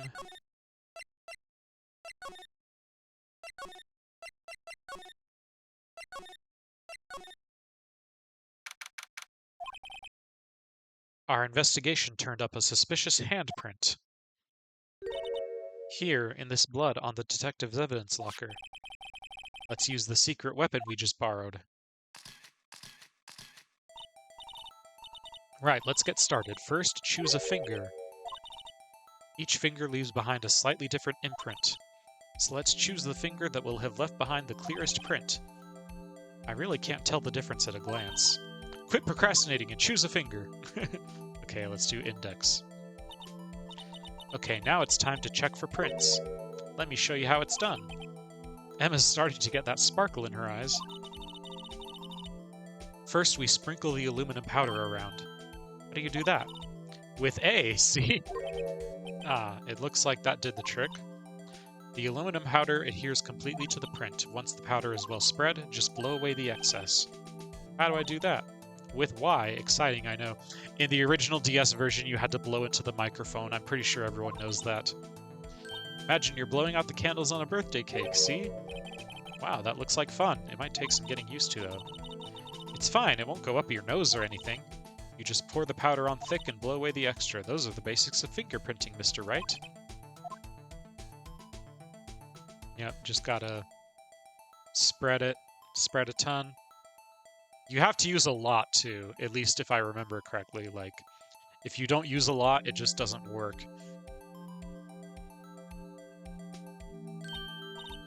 Ha, you did it! You found one! But this looks nothing like a fingerprint. Now that you mention it, I guess it doesn't. What does it mean? I think it means we're out of luck. Out of luck? The person who left this handprint must have worn gloves. Don't tell me we've been wasting our time here. Hey, calm down, that's just the way it goes sometimes with scientific investigations. But it does seem a shame. While we're at it, why don't we look for other prints? Ah, yes, there's another glove. There's fingerprints outside the bloody handprint as well. Yep. There's one there. Alright, gotta spray a lot. I am mashing. I am button mashing right now.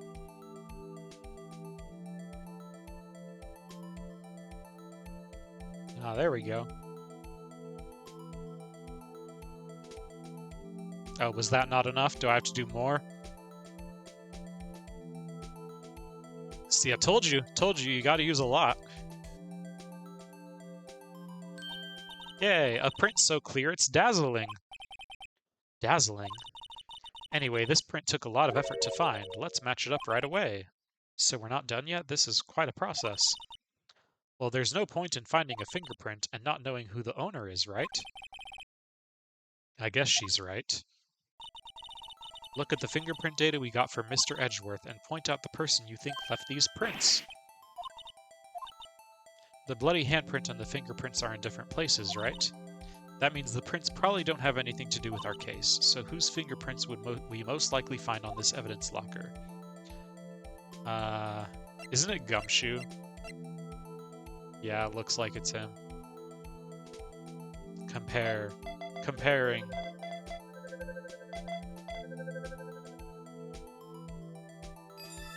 Match found. It's very epic. Aha! So these prints belong to Detective Gumshoe. Something wrong, Mr. Wright? You gave me this so what look. I guess that's probably because I was thinking, so what? Okay, so we came up with nothing this time, but there's always next time. Sometimes you hit, sometimes you miss. You gotta roll with the punches, Mr. Wright. Thanks for the sympathy.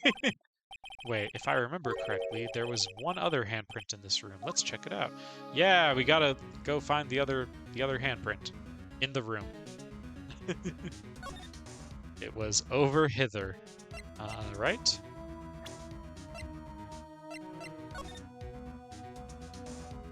No, that's not what I meant to do.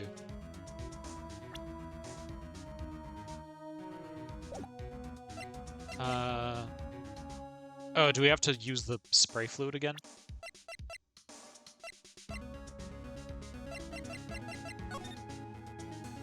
Nope, not what I need. Didn't need to do that either. There we go. There we go.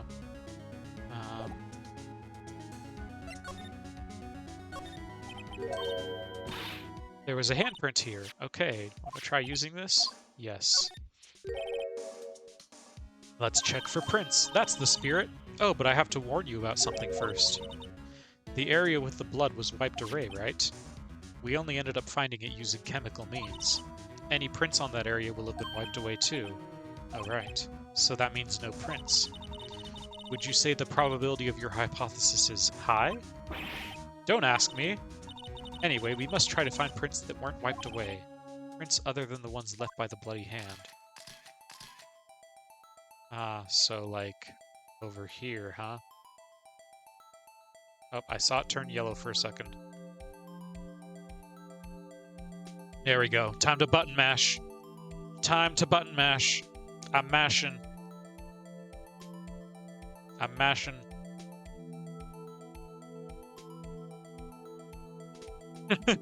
I'm just slamming the A button. All right. I gave it my best shot. That kind of result won't be any good for matching prints, will it? But it doesn't look like we'll get a clearer result from this print. Okay, let's try a different finger then. Okay, so yeah, we can't try those fingers.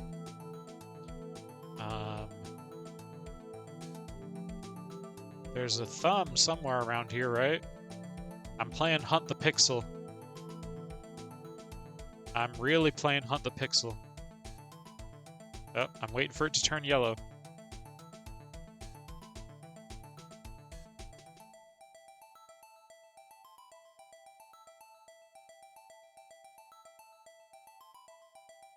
I don't think it's all the way over here. No, it's not. Anything over on this side?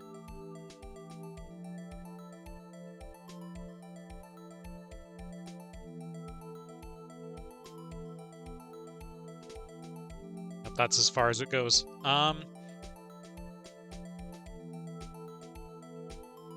is that? That might be something.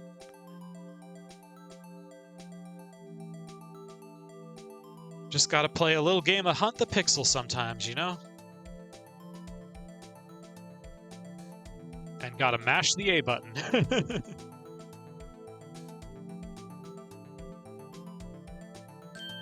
Ah, perfect.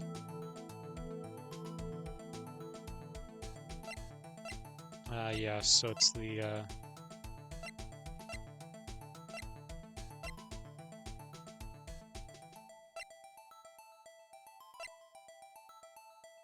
looks like either Damon or Jake. I'm pretty sure it's supposed to be Jake.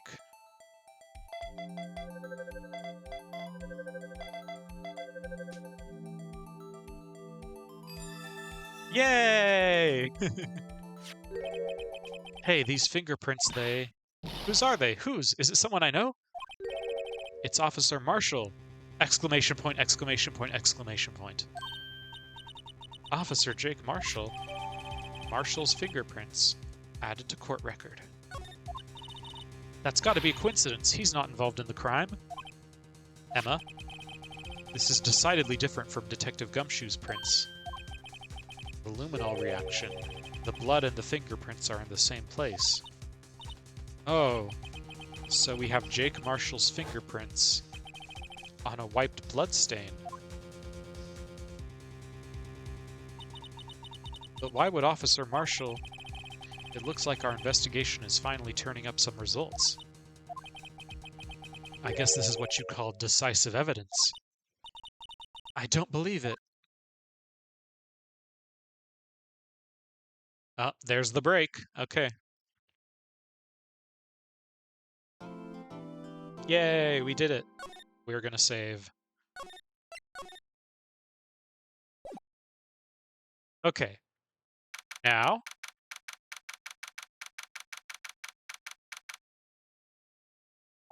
Nope, we're not turning on autoplay. Here we go. You know what? Actually, let's just let this music play out. I was gonna go back to the main menu and let the menu music play, but we can let this music play out for a bit. We are gonna take a break because I am gonna make myself that tea that I promised myself. So I'll be back in maybe 10 minutes, and we will continue. And now, with the added benefit of pointing and yelling. It's gonna be fun. All right, see you guys in about 10 minutes. Feel free to take this time to stretch, hydrate, drink water, get a snack, do what you need to do. All right, see you soon.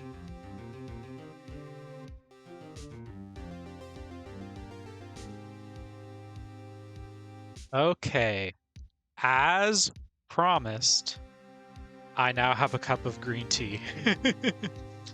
And we're gonna take a little hydrate break. If you have a water bottle or a glass of water next to you, take a second to hydrate with me right now. I'll probably need a few more of those. It's kind of hard to take sips of your tea when you're reading out all the dialogue in this game, but we will try our best to give ourselves some hydrate breaks. A little tea and cookie break in the middle of our lawyering. I think the prosecution is as confused as we are. Yes, well, I'm always confused, so what's new? After all, the victim was murdered in 2 different places at the same time, and a different suspect was arrested at each of the crime scenes. Lana. Good morning, Mr. Wright. I apologize for yesterday. I was indisposed.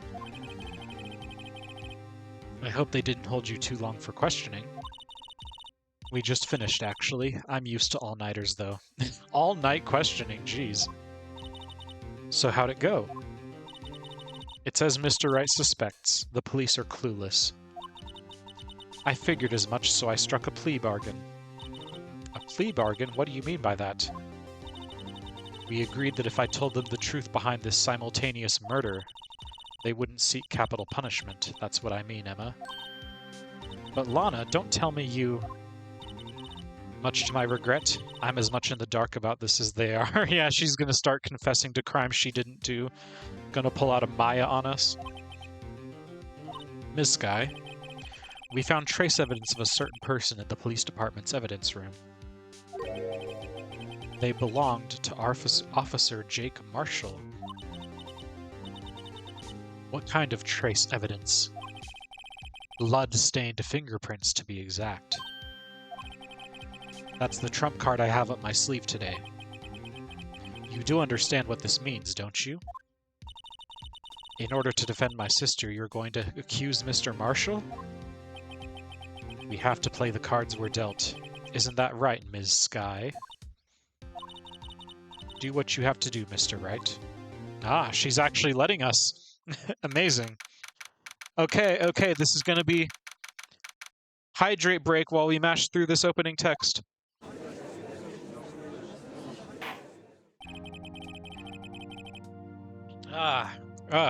Okay, gotta like bring the microphone back up to my face. The prosecution is confused, or the prosecution is humph? Why is the prosecution humph? I'm sneaking in sips of tea here. I'm afraid you'll have to clarify. It takes 30 minutes by car to reach the police department from the prosecutor's office. Yet the victim, Bruce Goodman, was slain in both places at the same time. But that's not physically possible, is it? What's more, I hear the victim from the evidence room just disappeared. Oh, so the judge is already hearing rumors. Gossip spreads fast, man, in this world and in real life, I guess. Yes, and the body eventually reappeared in the trunk of Mr. Edgeworth's car. Wow, this is one messed up trial. Oh, wow. Siribot getting them all today. You know what? I'm gonna give Siribot a little head pat. Let's give Siribot a little head pat. Siribot's a good bot. Today I will present evidence relating to the murder at the police department. In so doing, I believe the way in which we should proceed will reveal itself. Now that's what sets Mr. Edgeworth apart. He sounds so on top of things, even though he doesn't know what's going on himself. And that's supposed to be an admirable trait? Well, it's kind of what we do too. On the day of the crime, what exactly transpired at the police department? Mr. Edgeworth, you may call your first witness of the day. Excuse me, that was a hiccup. For its first witness, the prosecution calls the suspect of the murder that occurred at the police department. Isn't that, like, you're calling a hostile witness right away? Can he plead the fifth? I don't know. The suspect? You mean the so-called murderer? Did he agree to testify? Things are getting wild from the get-go. Yeah, no kidding. Will the witness please state his name and occupation? Yes, sir. I am Officer Mike Meekins, sir. My occupation is, that would be murderer, sir. So you're telling us you're a professional killer? Sir, it was me, sir. I'm the one who did it. I'll never kill anyone again, sir. You've got to believe me, sir. Actually, what we'd like to hear from you is, sir, I'm what you would call part of the younger generation, sir. A person whose actions adults cannot possibly comprehend. Please, Mr. Edgeworth, sir, help me, sir. Officer Meekins. Yes, sir. Give us your report of the crime. Consider that in order. Yes, sir, as you wish. After all, I am part of a generation that must be told what to do, sir. You can't fault him for a lack of enthusiasm. Sure thing. Although it's not my normal duty, I was assigned to guard the evidence room that day. I spotted a suspicious man on the security screen and rushed into the room. I was only doing what I was trained to do, sir. I was suddenly attacked. I fought for my life. Then I did it. After that, I passed out until another officer smacked me awake. It's just like, yep, I did it. So the victim, Detective Goodman, attacked you. Do unto others before they do unto you. That's the Meekins family motto, sir. I see. Then you fainted and a colleague helped you regain consciousness. Yes, sir. He knocked me upside the head, sir. Very well. The defense may begin its cross-examination. Yeah, okay, so we gotta press him on a couple things, huh?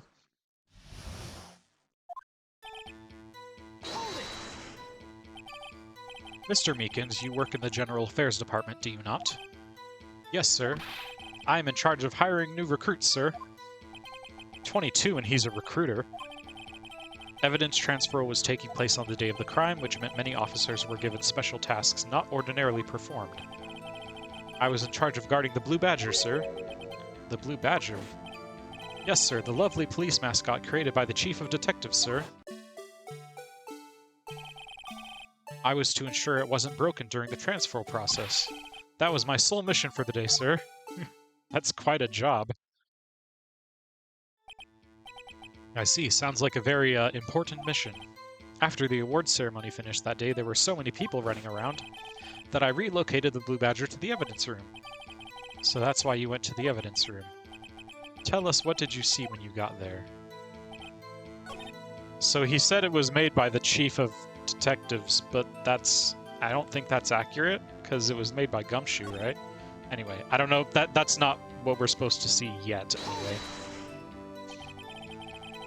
In order to enter the evidence room, you need an ID card, am I correct? Precisely, sir. I have one right here around my neck. So then, your ID number should be listed on here, right?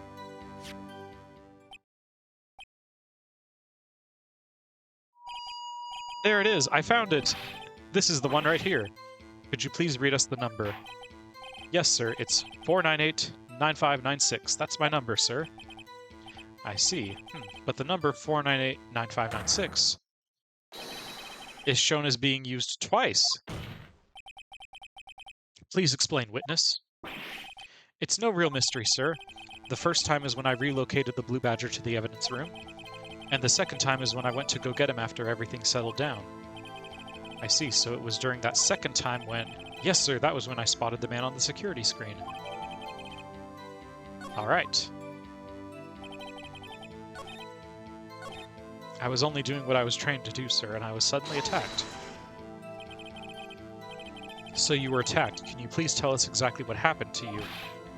It was a knife, sir, a knife! Detective Goodman pulled a knife on you. What happened then? Well, with me charging on him like that, he looked as surprised as I was. You aren't exactly the kind of person someone would want to run into. That's when I reacted, sir. I swung my arms like an octopus, struggling to detain him. That's how I got this gash on my hand. Maybe if you just kept your cool, your hand wouldn't be. When I saw the blood trickling down my arm, I panicked. I grabbed the man by his... Oh, jeez. Grabbed the man by his collar. What exactly do you mean when you say you did it? I know I don't look like the type, but I'm really into kung fu films, sir. The man let his guard down for just an instant, so I snatched his knife from him. You took his knife? I spun him around and performed a disarming maneuver. I made sure to close my eyes like a man. I see. He must have been desperate. The next thing I knew, this white coat was drenched in a sea of my blood, and then the next thing I knew, he punched me right in my face, sir. After that, I passed out. About what time did you regain consciousness? No offense, sir, but how am I supposed to know that? I was unconscious. Oh, right. According to the report from the officer that woke up the witness, it was about 5:30. He hit me right in the head, too. I woke up crying tears of pain. That's nice. I mean, it's nice that we recovered, that is. When I came around, though, I made sure to finish my mission, sir. Your mission? Yes, sir, the Blue Badger, sir. I returned him to the entrance before things got out of hand. Well, we can all rest easy now. I believe we now have a fairly accurate picture of what happened. Yes, Your Honor, only one thing remains unclear. Was the man this officer murdered really the victim? He's got a point. Yes, Officer Meekins? With regard to that, sir, take a look at this. It was sent to my jail cell. Why was the tape sent to your jail cell? That doesn't make sense. It's like, here, would you like to relive the moment that you killed someone? That'd be a lot of fun, wouldn't it? All right, another hydrate break. Let's go. This is a green tea with spearmint, and I put in a little bit of honey and a little bit of milk just to keep it nice and silky smooth.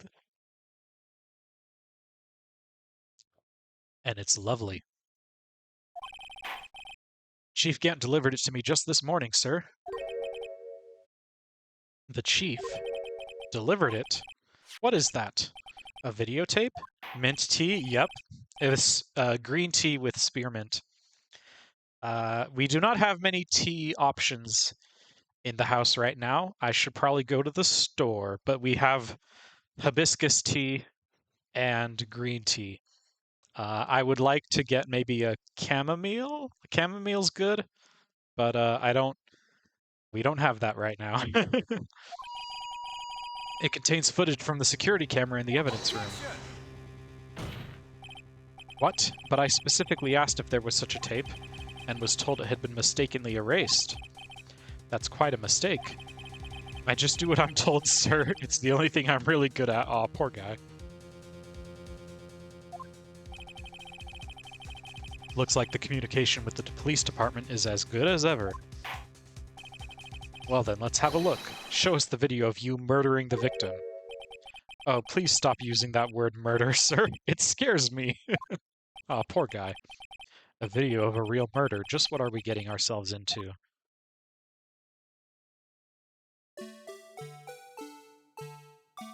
Nope, there's the Blue Badger.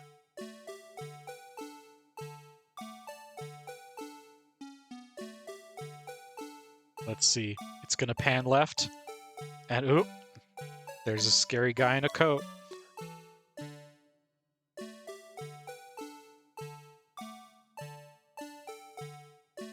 And he's opening the locker and a glove falls out. And then Meekins is like, hey, what's going on here?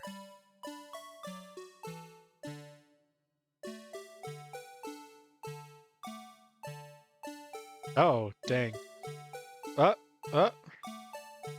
Oh. It looks like he got stabbed. I don't know.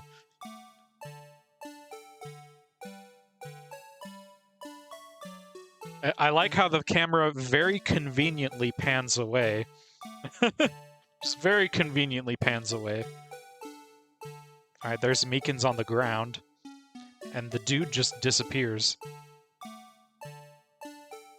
In poor guy's self-defense, what he described is at worst accidental manslaughter and is at best justifiable self-defense, not murder. Well, we've already established in a previous case that second-degree murder is not really a thing in this universe. People still apparently get the death penalty for manslaughter. I don't know. Well, I believe we're all thinking the same thing. How can we deal with these unsettling feelings stirred within us? What the hell was that wriggling piece of plywood? Sir, that is the pride and joy of the entire Criminal Affairs Department, sir. It is the Blue Badger, sir. Why am I not surprised this isn't going smoothly? Security video added to court record. Yes, well anyway, this tape seems to prove that the witness did indeed encounter someone in the evidence room, and some sort of activity did take place. Your Honor, instead of relying on clearly incomplete footage, the witness's testimony will suffice. Is that all right with you, Officer Meekins? Yes, sir, as you wish, sir. There was a lot of flack for poor Edgeworth hypothetically accidentally misfiring a gun and hitting his dad. Yeah, exactly.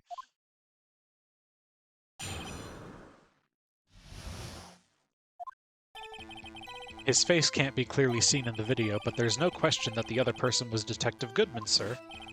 I mean, he opened the locker, which required Detective Goodman's fingerprint to do. The locker he opened is unquestionably Detective Goodman's locker, sir, so it must be him. No one else could have unlocked it. Are you so sure? Each detective has been given a locker equipped with a fingerprint-activated lock. These locks ensure that each locker can only be opened by the detective it belongs to. Intriguing, that would mean the victim at the crime scene would have to have been Detective Goodman. Very well. Yes. I don't know where this cross-examination will lead, but everything begins with contradictions.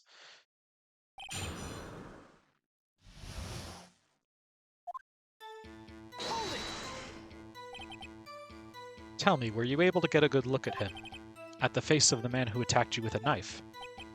Sir, if you must label people of having seen or not seen the man's face, I believe I would be classified as the latter. But you were standing right in front of him, were you not? More to the point, you are the person who fought him, aren't you?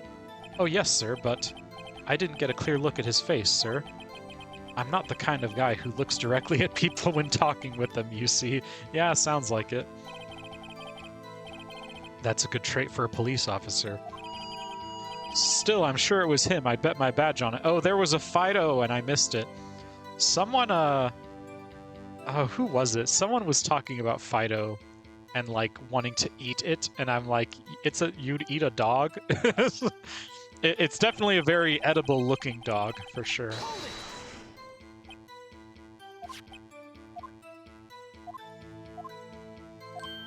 Only you can verify it. If I had to label your stares as disturbing or Meekins. Having been shown a questionable video at best, we are not in the best of moods. Now please be more certain when you testify. Yes, sir. You claimed the man who brandished a knife on you was Bruce Goodman. Tell us why you are positive it was him.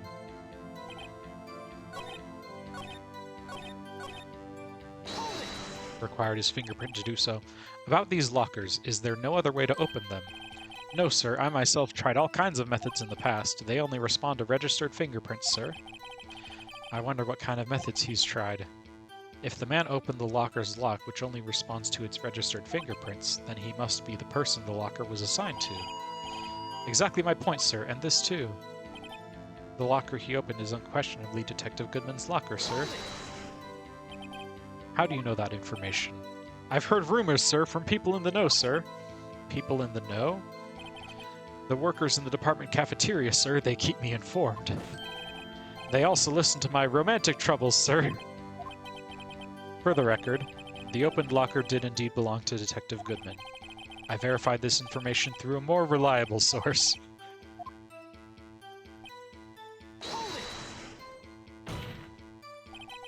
However, the most important detail is not shown in this video, the man's face. Sir, if I may say something, sir. Please do, after all, you are the one being examined. I don't understand why the man's face is so important in this case, sir. I mean, it was his hand that opened the fingerprint lock. And it was his hand that tried to thrust his knife into my body, sir. My unsettled state can testify enough to this, sir. Yes, you have a point. The footage doesn't lie. That is, unless the defense can find a problem with it. Mr. Wright, let's check the court record again. Yeah, there's a problem with the video. Regarding the video contained on this tape, there is one thing in particular that seems rather strange. This contradiction leads to the possibility that the man may not have been Detective Goodman. What? This video contains such a contradiction? Interesting. Your Honor, I have a proposal. I'm going to save here because it's going to ask us where, and I'm going to mess it up, I just know. I propose we have the defense point out to us this alleged contradiction in the video. He would want me to point it out. Very well, proposal accepted. Let us further inspect this piece of evidence. I have to point out a problem in the video. This is the first time I've ever had to do that. Yeah. Please don't play it too many times. I can't stand watching this video. Oh, I'm gonna play it a lot of times.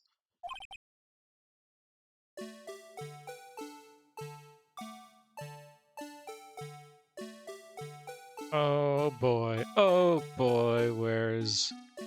Oh, the light is already on, which means it was already open, huh? Hold on. Yeah, I see. Rewind. See, I want to point, like...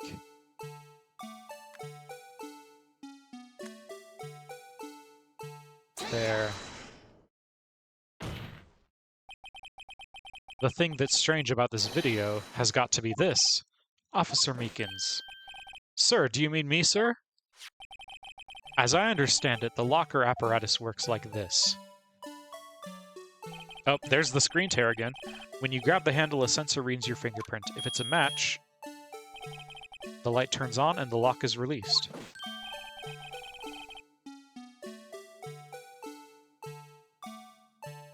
According to my very limited experience, that's the way I understand it, sir.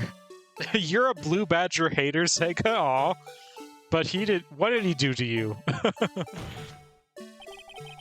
If so, then something is seriously wrong with this picture.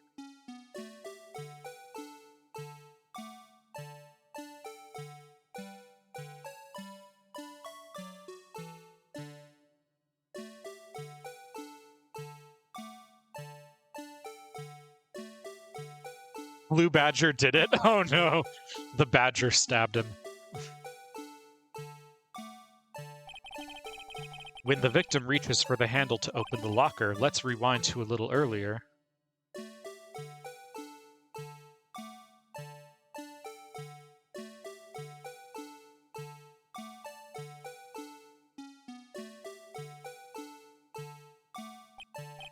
Here, notice the light? What's this? It's already lit. Just like me. That was a dumb joke, I'm sorry. Precisely my point, Your Honor. The locker was already open before the victim grabbed the handle. Huh.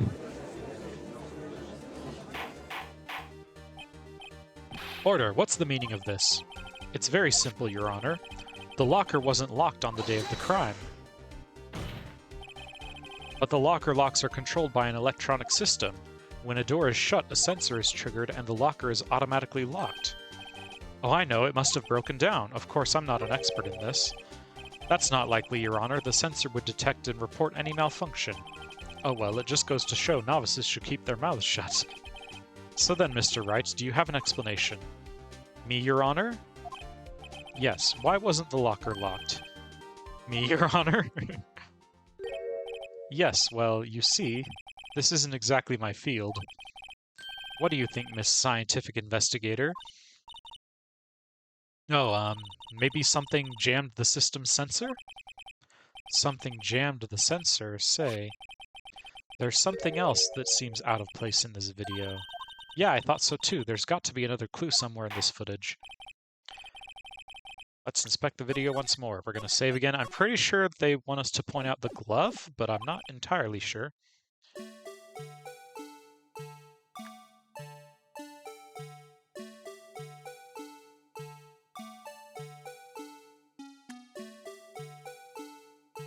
Oh, yep.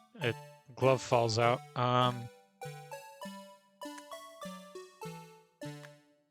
Nope, I meant to hit pause and I hit fast forward. The glove? Is that it? Trying to point at the glove. Alright.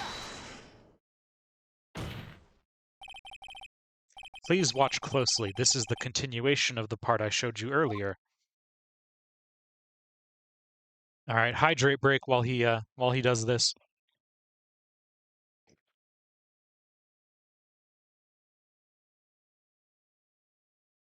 Ah, lovely. What's this? Something white fell out of the locker. But sir, it's been my experience that things fall out when doors are opened. I often fall out and roll great distances when I open my car door, sir. We can't be sure that item was completely inside the locker to begin with. What do you mean? The sensor triggers the lock when the door is shut. What if something was inserted, say, between the sensor and the door? Inserted? Yes, you can keep a locker open by jamming something in there. Every middle schooler knows that, right?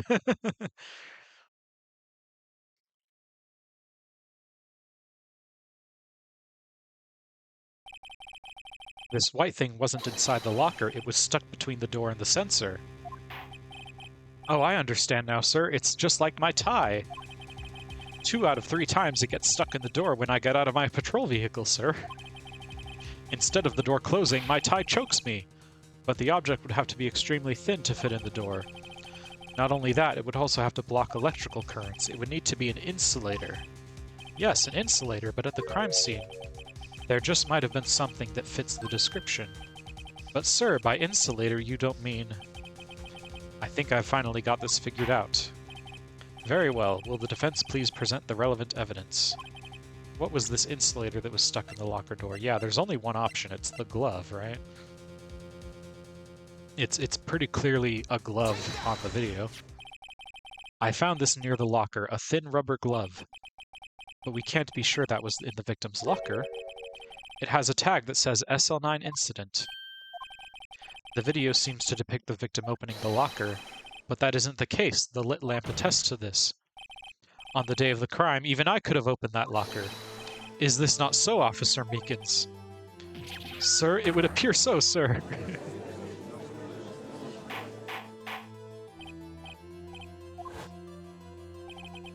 So are we to believe, then, that the victim, whom this witness stabbed in the evidence room, was not Detective Goodman? Do not be misled, Your Honor. What do you mean, Mr. Edgeworth? The defense has merely demonstrated that possibility and nothing more. The victim in the video was indeed Bruce Goodman. The prosecution will offer one more testimony to prove this. Officer Meekins, please testify about this. Sir, me, sir? I'm not sure what you're referring to, sir. Oh, you mean that, sir? Of course, sir. Is this a joke? It is a joke. Everything is funny. Haha. There's one other thing that proves the man was Detective Goodman, sir. To enter the evidence room, one must use their ID card. When an ID card is used, there's a record of it. At the time of the crime, the detective had used his card. An ID card record, I see. I have the ID card record right here, Your Honor. The ID used at 5:14 is that of the victim. Just before the crime, yes, without a doubt this is the victim's ID. However, one thing does strike me as unusual. Several hundred cases should have been due for transferal. Why were there so few people using this room? This particular evidence room is only used for storing certain special cases. Special cases? Extremely violent cases involving police staff. Just hearing that makes my hair stand on end. Me too, although it doesn't make much of a difference. There were only a few cases up for transferal there, and most were cleared up by noon. Right, I see. Now let us move on. Yes, cross-examine time. It was the Blue Badger. He did it.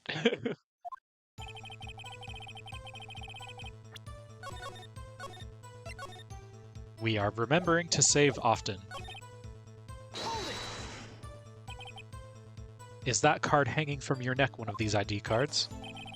Yes, sir. This card right next to my cuff, sir. I keep it here so I won't ever forget it. But what if someone were to steal it from you, keeping it out in the open like that?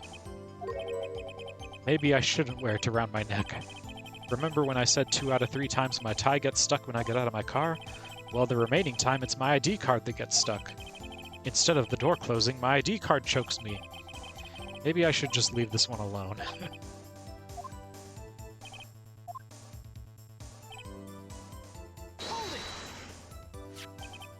Let it be noted that this is the record the witness referred to. Let me see. Yes, that would be it. Detective Goodman. What's the matter? According to this, Mr. Edgeworth, your name is on here. So it is, Your Honor. Not that prosecutor again. Ah, yes. Is that man in blue a murderer? Yup, I'm a killer. You've got the wrong color, kid. It would seem the inquiry committee will want to speak with you again today. I have nothing to be ashamed of regarding my actions or their consequences. For now, let us continue with the cross-examination. Poor Mr. Edgeworth. Earlier, I believe you testified that when you asked the man to show his ID card, he pulled a knife on you. Yes, sir, he didn't show me any ID card, sir. Don't you think that's odd? I mean, if he had his ID card, all he had to do was show it to you. There wouldn't be any reason to draw a knife. Maybe he just panicked.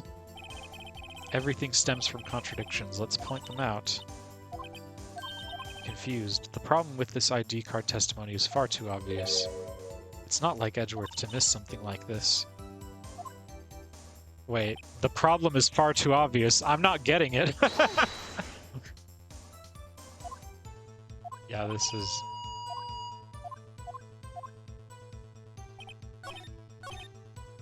Time of the crime, the detective had used his card.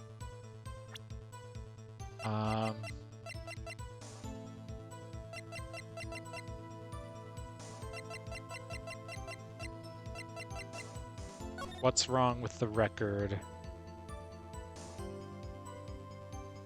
Do, do, do, do, do, do, do, do, do, do.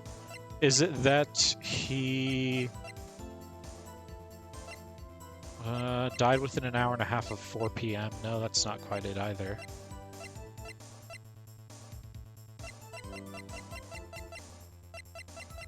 I'm pretty sure I'm supposed to present on this one. It's just which one.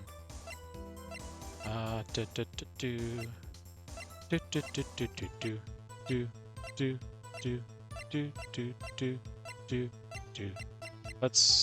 just try this one. Nope, not that one. Okay, this is why we save.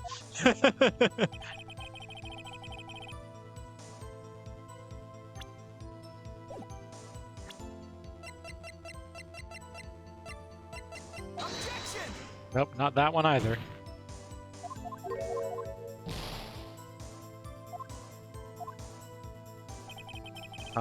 What about...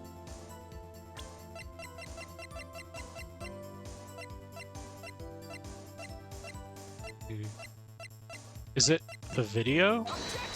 Nope.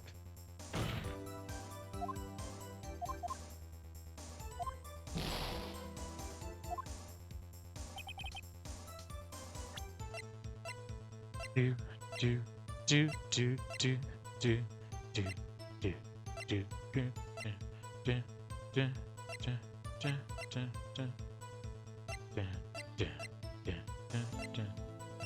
Oh, yeah, he had lost his ID card. That's what it is, isn't it? Yeah, okay. We're gonna load just to... I remembered. It took me a bit, but I remembered.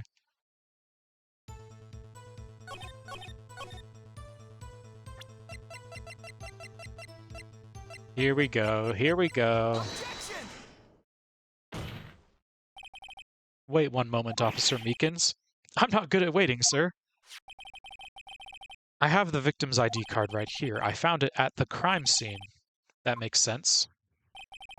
When I say crime scene, I'm not referring to the evidence room at the police department. I mean the other crime scene, the underground parking lot at the prosecutor's office. Your Honor, I have one more piece of evidence to present. It's a very important clue regarding the victim's ID card. A lost item report, it's only half completed. But it shows that Detective Goodman had lost something on the day of the crime, something important enough to fill out this report. Let me guess, you believe this something to be his ID card, right? I can't say for sure, but there is a high probability. On the day of the crime, Detective Goodman was not carrying his card. So what does this all mean? It can only mean one thing. It doesn't even require much thought. The man Officer Meekins encountered in the evidence room was not Detective Goodman, but rather the man who stole his ID card. Dun dun dun! Does the prosecution have a response? I have only one thing to say to the defense. Bravo, Mr. Wright. Allow me to summarize the defense's argument. At 5:15 p.m. on the day of the crime, the man in the evidence room Officer Meekins encountered was not Detective Goodman. There are two grounds to support this. First, the locker in the evidence room was already unlocked. Second, the victim lost his ID card. Am I correct so far, Mr. Wright? Yes. What's he up to? That being the case, we must inevitably arrive at a single conclusion. If the victim in this video is a fake, then the murder in the evidence room is also fake. In other words, the security camera does not show the instant of the murder. That is... well, I guess that's right? Is something wrong, Mr. Wright? Only moments ago you seemed content to be pointing your finger around. This isn't going to end well. Well, well, it seems you finally realized exactly what you've gone to such lengths to prove. Explain yourself, Mr. Edgeworth. The defense has already done the explaining for me. The victim in this video is a fake, which means the murder did not take place at the police department at 5:15 on the day of the crime. So the real crime could only take place at one location, the underground parking lot at the prosecutor's office. The murderer being Ms. Lana Skye, the defendant. Ah, yes. I think this is a fake-out, if I remember correctly. The evidence is compelling. A trustworthy witness observed the moment the defendant used the murder weapon. We've been stabbed, metaphorically, with the knife of evidence. I knew that testimony was way too shabby. It was all a trap from the beginning. The activity in the evidence room still leaves many questions unanswered. Who exactly was the victim Officer Meekins encountered, and where did this person disappear to? However, this trial's purpose is to examine only the murder of Detective Goodman. Just so, Your Honor. Mr. Wright, you have to do something, or else Lana... What do I do? How am I supposed to get myself out of this mess? I don't think it matters. I don't think it matters. Objection! One moment, Your Honor. What now, Mr. Wright? Don't tell me you're objecting to what you've just proven. Of course not, but I almost walked right into the prosecution's trap. What are you talking about? This cross-examination has proven one thing and one thing only. The security video did not show the actual murder.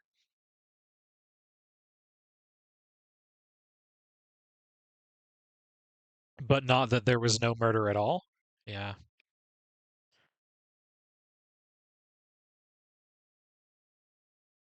We gotta watch this again. Huh?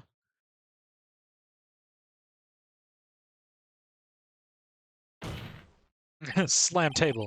However, it cannot be said that that is unrelated to the murder in the parking lot. Specifically, large amounts of blood traces were found in the evidence room. The defense demands further examination into the truth of the matter. Mr. Edgeworth? Yes, Your Honor. If this court were to examine this further, other witnesses will be necessary. Is the prosecution prepared? I'm sorry, Your Honor. The prosecution considered the incident at the police department to be unrelated. We have not prepared any other witnesses for this incident. This just might be my chance. Time to call a certain Texas Ranger to the stand. Calling a hostile witness again, huh? Mr. Wright, do you mean... Your Honor? The defense would like to request a specific witness. Whom do you have in mind? Someone we have reason to believe knows the truth behind the activities that took place in the evidence room. The prosecution requests to hear this person's name before deciding whether or not to comply. Very well then, Mr. Wright, this person whom you would like to have testify. What is his or her name? Oh, it has us go to the profiles, that's funny. Even though, like, we already know who it is. It's Jake, yeah? Officer Jake Marshall. Why him? I can't let Edgeworth know everything just yet. He's in charge of the evidence room. I feel we should hear what he has to say. The prosecution agrees to the defense's request. Since he was responsible for guarding the room, we should hear his testimony. Fortunately, he works in the police department. We shouldn't need longer than 20 minutes to prepare. Very well. The court will take a 30-minute recess while the witness is subpoenaed. And, while the witness is subpoenaed and while Uncle Jesse takes a little hydration break.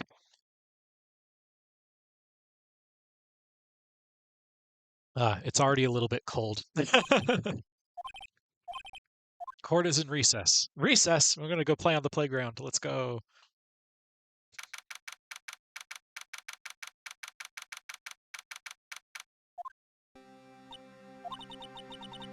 There's no stopping you, is there, Mr. Wright? What do you mean? You called for Jake Marshall. It seems you've figured everything out. I haven't figured anything out.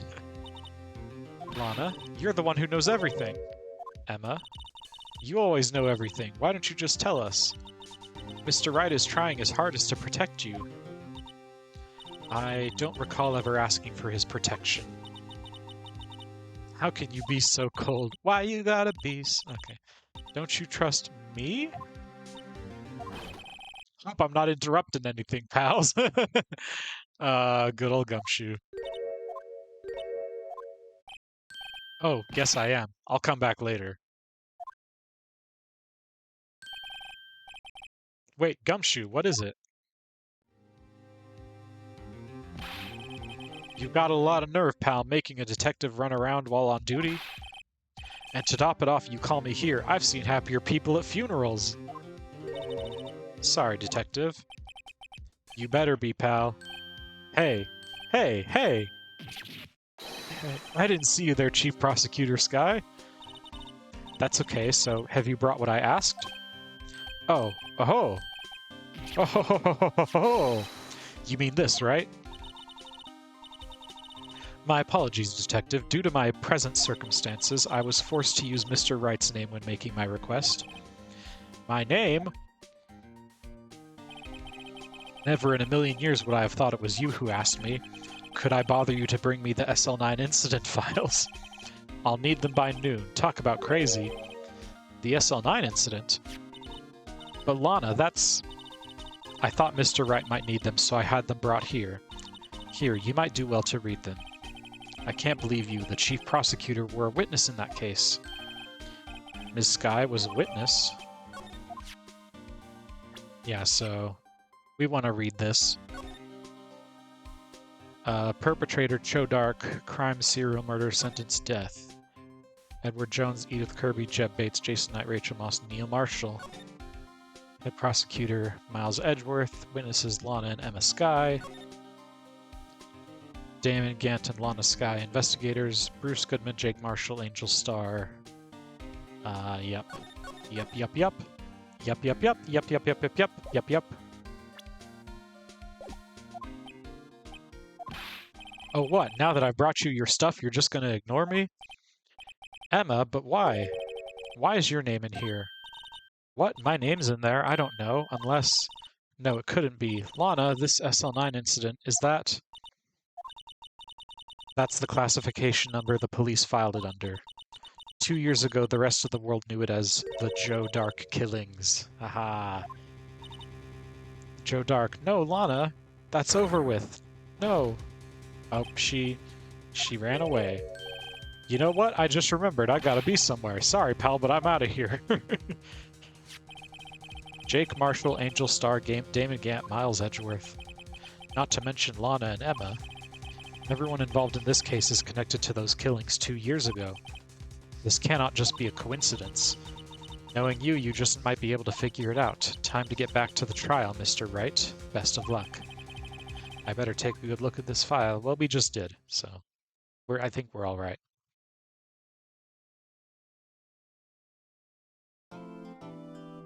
We're gonna save the game right now.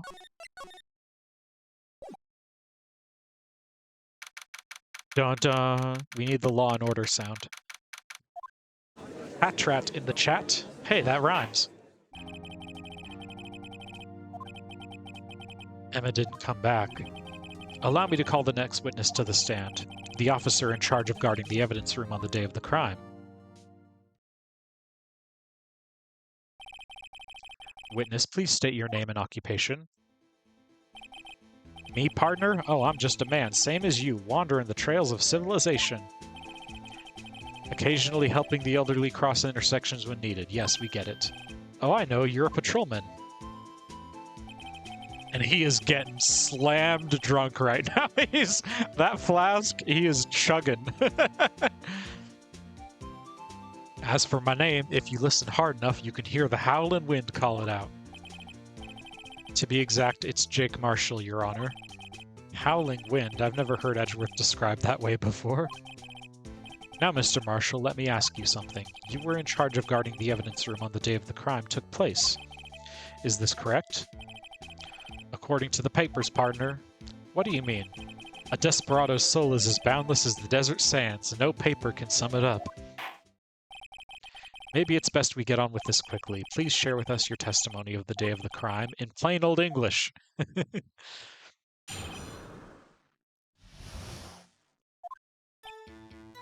My job was to keep a wary eye on that bone orchard. They said I was supposed to make rounds 3 times a day, but that ain't my style. Besides, the room's protected by 2 security systems anyway. If I remember right, I was at a street-side saloon at the time it went down. I'm just an innocent traveling man, so if you're out of ammo, it's time I hit the trail. He was at a street-side saloon? I can't say I particularly care for your attitude. I can't say I care for your beard, but you don't gotta see me complaining. Oh my gosh. Wait a minute. What do you mean by 2 security systems? I mean the security cameras and the ID card reader. I reckon even a cowpoke like you knows about those. Yes, well, what about the fingerprint-activated locks on the evidence lockers? Fingerprint-activated locks? What kind of newfangled doohickeys are those? He's not being very helpful. He's not that good with machines or following orders. Everyone's got their weaknesses, now don't they, Mr. Prosecutor? This one seems like trouble. Okay, Mr. Wright, he's all yours.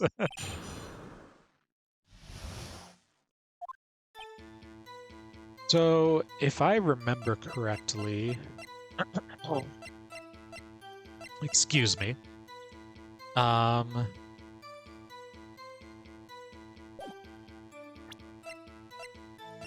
Do.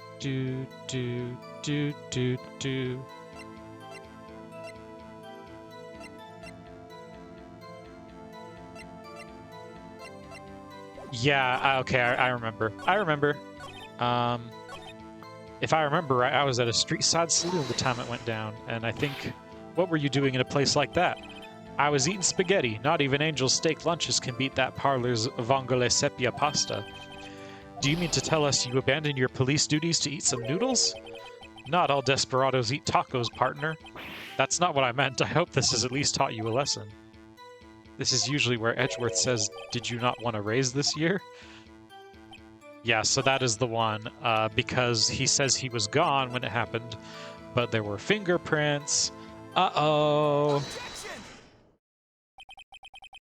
Officer Marshall, doesn't it strike you as odd, that is, you being called in to testify like this? After all, you weren't in the security room at the time of the crime. And yet you drag me down here. Explain yourself, partner. It's quite simple. You left a very large trail behind at the scene, or to be exact, a handprint. Listen real good, partner. Like I said, I'm the caretaker of that crypt. I pay my respects. That is, I make my rounds about once a month. It's only natural my fingerprints would be in there. I only wish it were, officer. But you see, your fingerprints were covered in blood. The Blue Badger's blood. Oh, wait. Your blood-stained fingerprints were at the crime scene. The blood was wiped away. However, a luminol test clearly revealed this. Well, Officer Marshall? It seems to me there ain't a person in this room with a head on his shoulders. I take it you have an explanation then, Officer Marshall? About the blood-stained fingerprints? Yeah, fingerprints found at the scene of the crime. Here we go. Like I said, it's only natural for my fingerprints to be in that evidence room. One of them just happened to be at the same place as the blood-stained handprint. The murderer touched the locker where my fingerprint was by chance. The bloodstain and the fingerprint are completely unrelated. Or didn't you know the murderer was wearing gloves? See? I had nothing to do with it.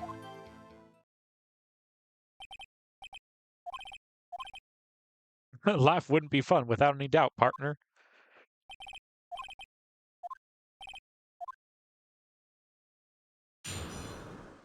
Okay. We are remembering to save often.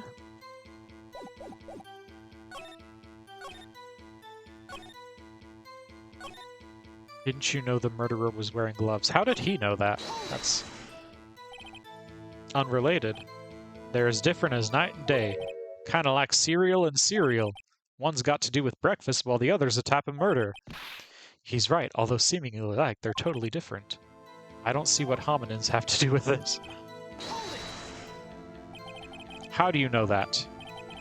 I may be a loner, but I still do my job. I keep up on the reports. There was a bloodstain at the scene thought to be left by the murderer. That's right. It was found on Detective Gumshoe's locker. However, no fingerprints were detected on that handprint. Oh yeah, I think we tried that too. So that would mean the murderer wearing gloves happened to place their hand on top of Officer Marshall's fingerprint. That's the only logical conclusion.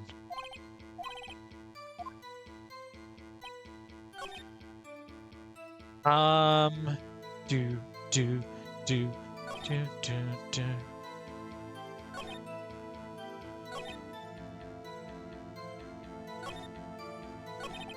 Oh, shoot. I know it's...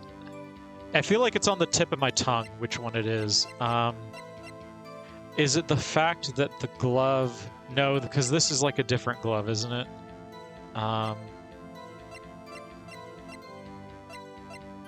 Didn't you know the murderer was wearing gloves? Does this show no one's wearing gloves in this video? Is that the idea? Do.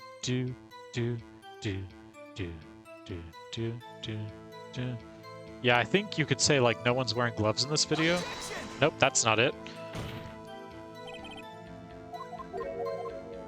Ah. We've messed it up again.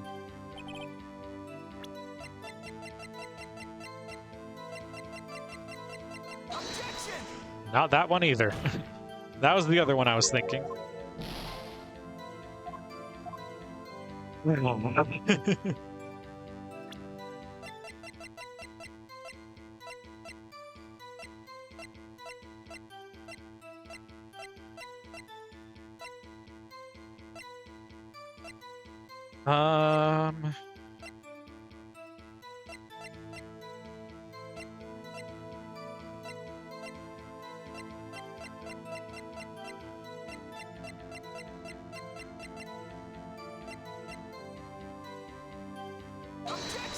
Nope, not that either.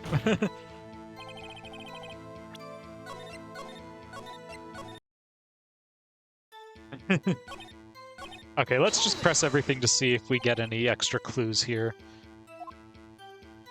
One more thing, the locker happens to be mine. That's the locker I used when I was a detective, the locker I still use. It'd be strange if my fingerprints weren't all over that locker. Apparently his fingerprint data was never removed from that locker's programming. He must have been using the fingerprint lock all this time without ever knowing it. Okay, so on Marshall's own locker. Well, that got us another piece of updated evidence, so that's good. So then what about the bloody handprint? Wasn't mine, it's no mystery. My locker is covered with my fingerprints, it just so happened. The chances of that happening are 1,000,000 to 1. On the contrary, one could argue just the opposite. The chances of that not happening are 1,000,000 to 1. Get one thing straight. You ain't getting no reward for me with a mere fingerprint. You want to know why? Okay, yeah, we saw this one.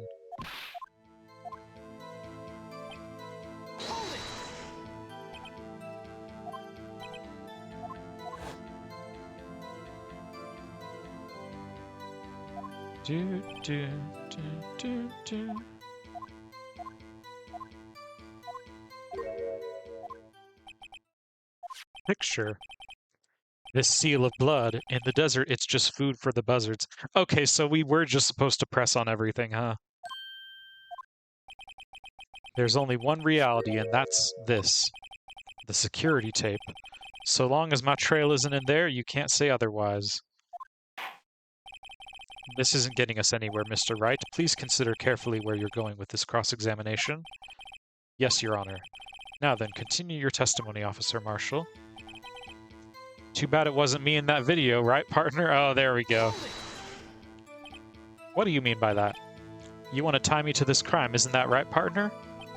If so, that video is the only direct evidence you have. But that video is next to useless. It's full of blind spots. Blind spots? Places you can't see. The camera's panning back and forth, the floor isn't shown. If someone was familiar with the camera's position, they could have left the room without being caught on tape. We don't have time for your speculations, Mr. Wright. If you can show us evidence in this video that indicates Officer Marshall was present, please do so now. Yeah. I know we need to show something, but we gotta find out what it is. Allow me to point out your mistake, Officer Marshall. Tread carefully, Mr. Wright, or you might wind up being the one making the mistake. You are the one who is going to be embarrassed. Incriminating evidence of the witness, Officer Jake Marshall.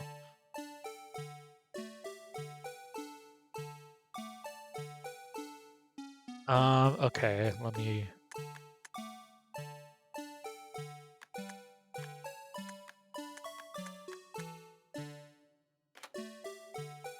Yeah, you never see his face.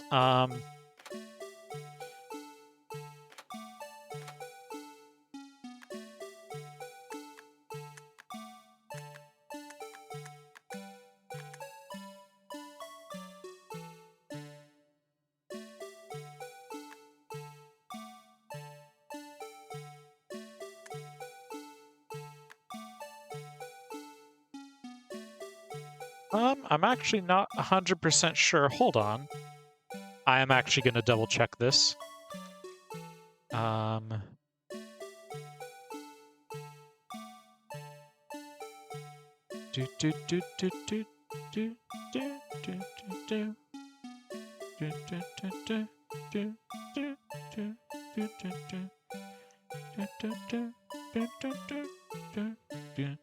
You're supposed to present the jacket.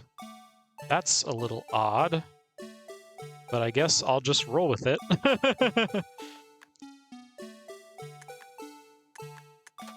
Oh, yep, okay, hold on, rewind.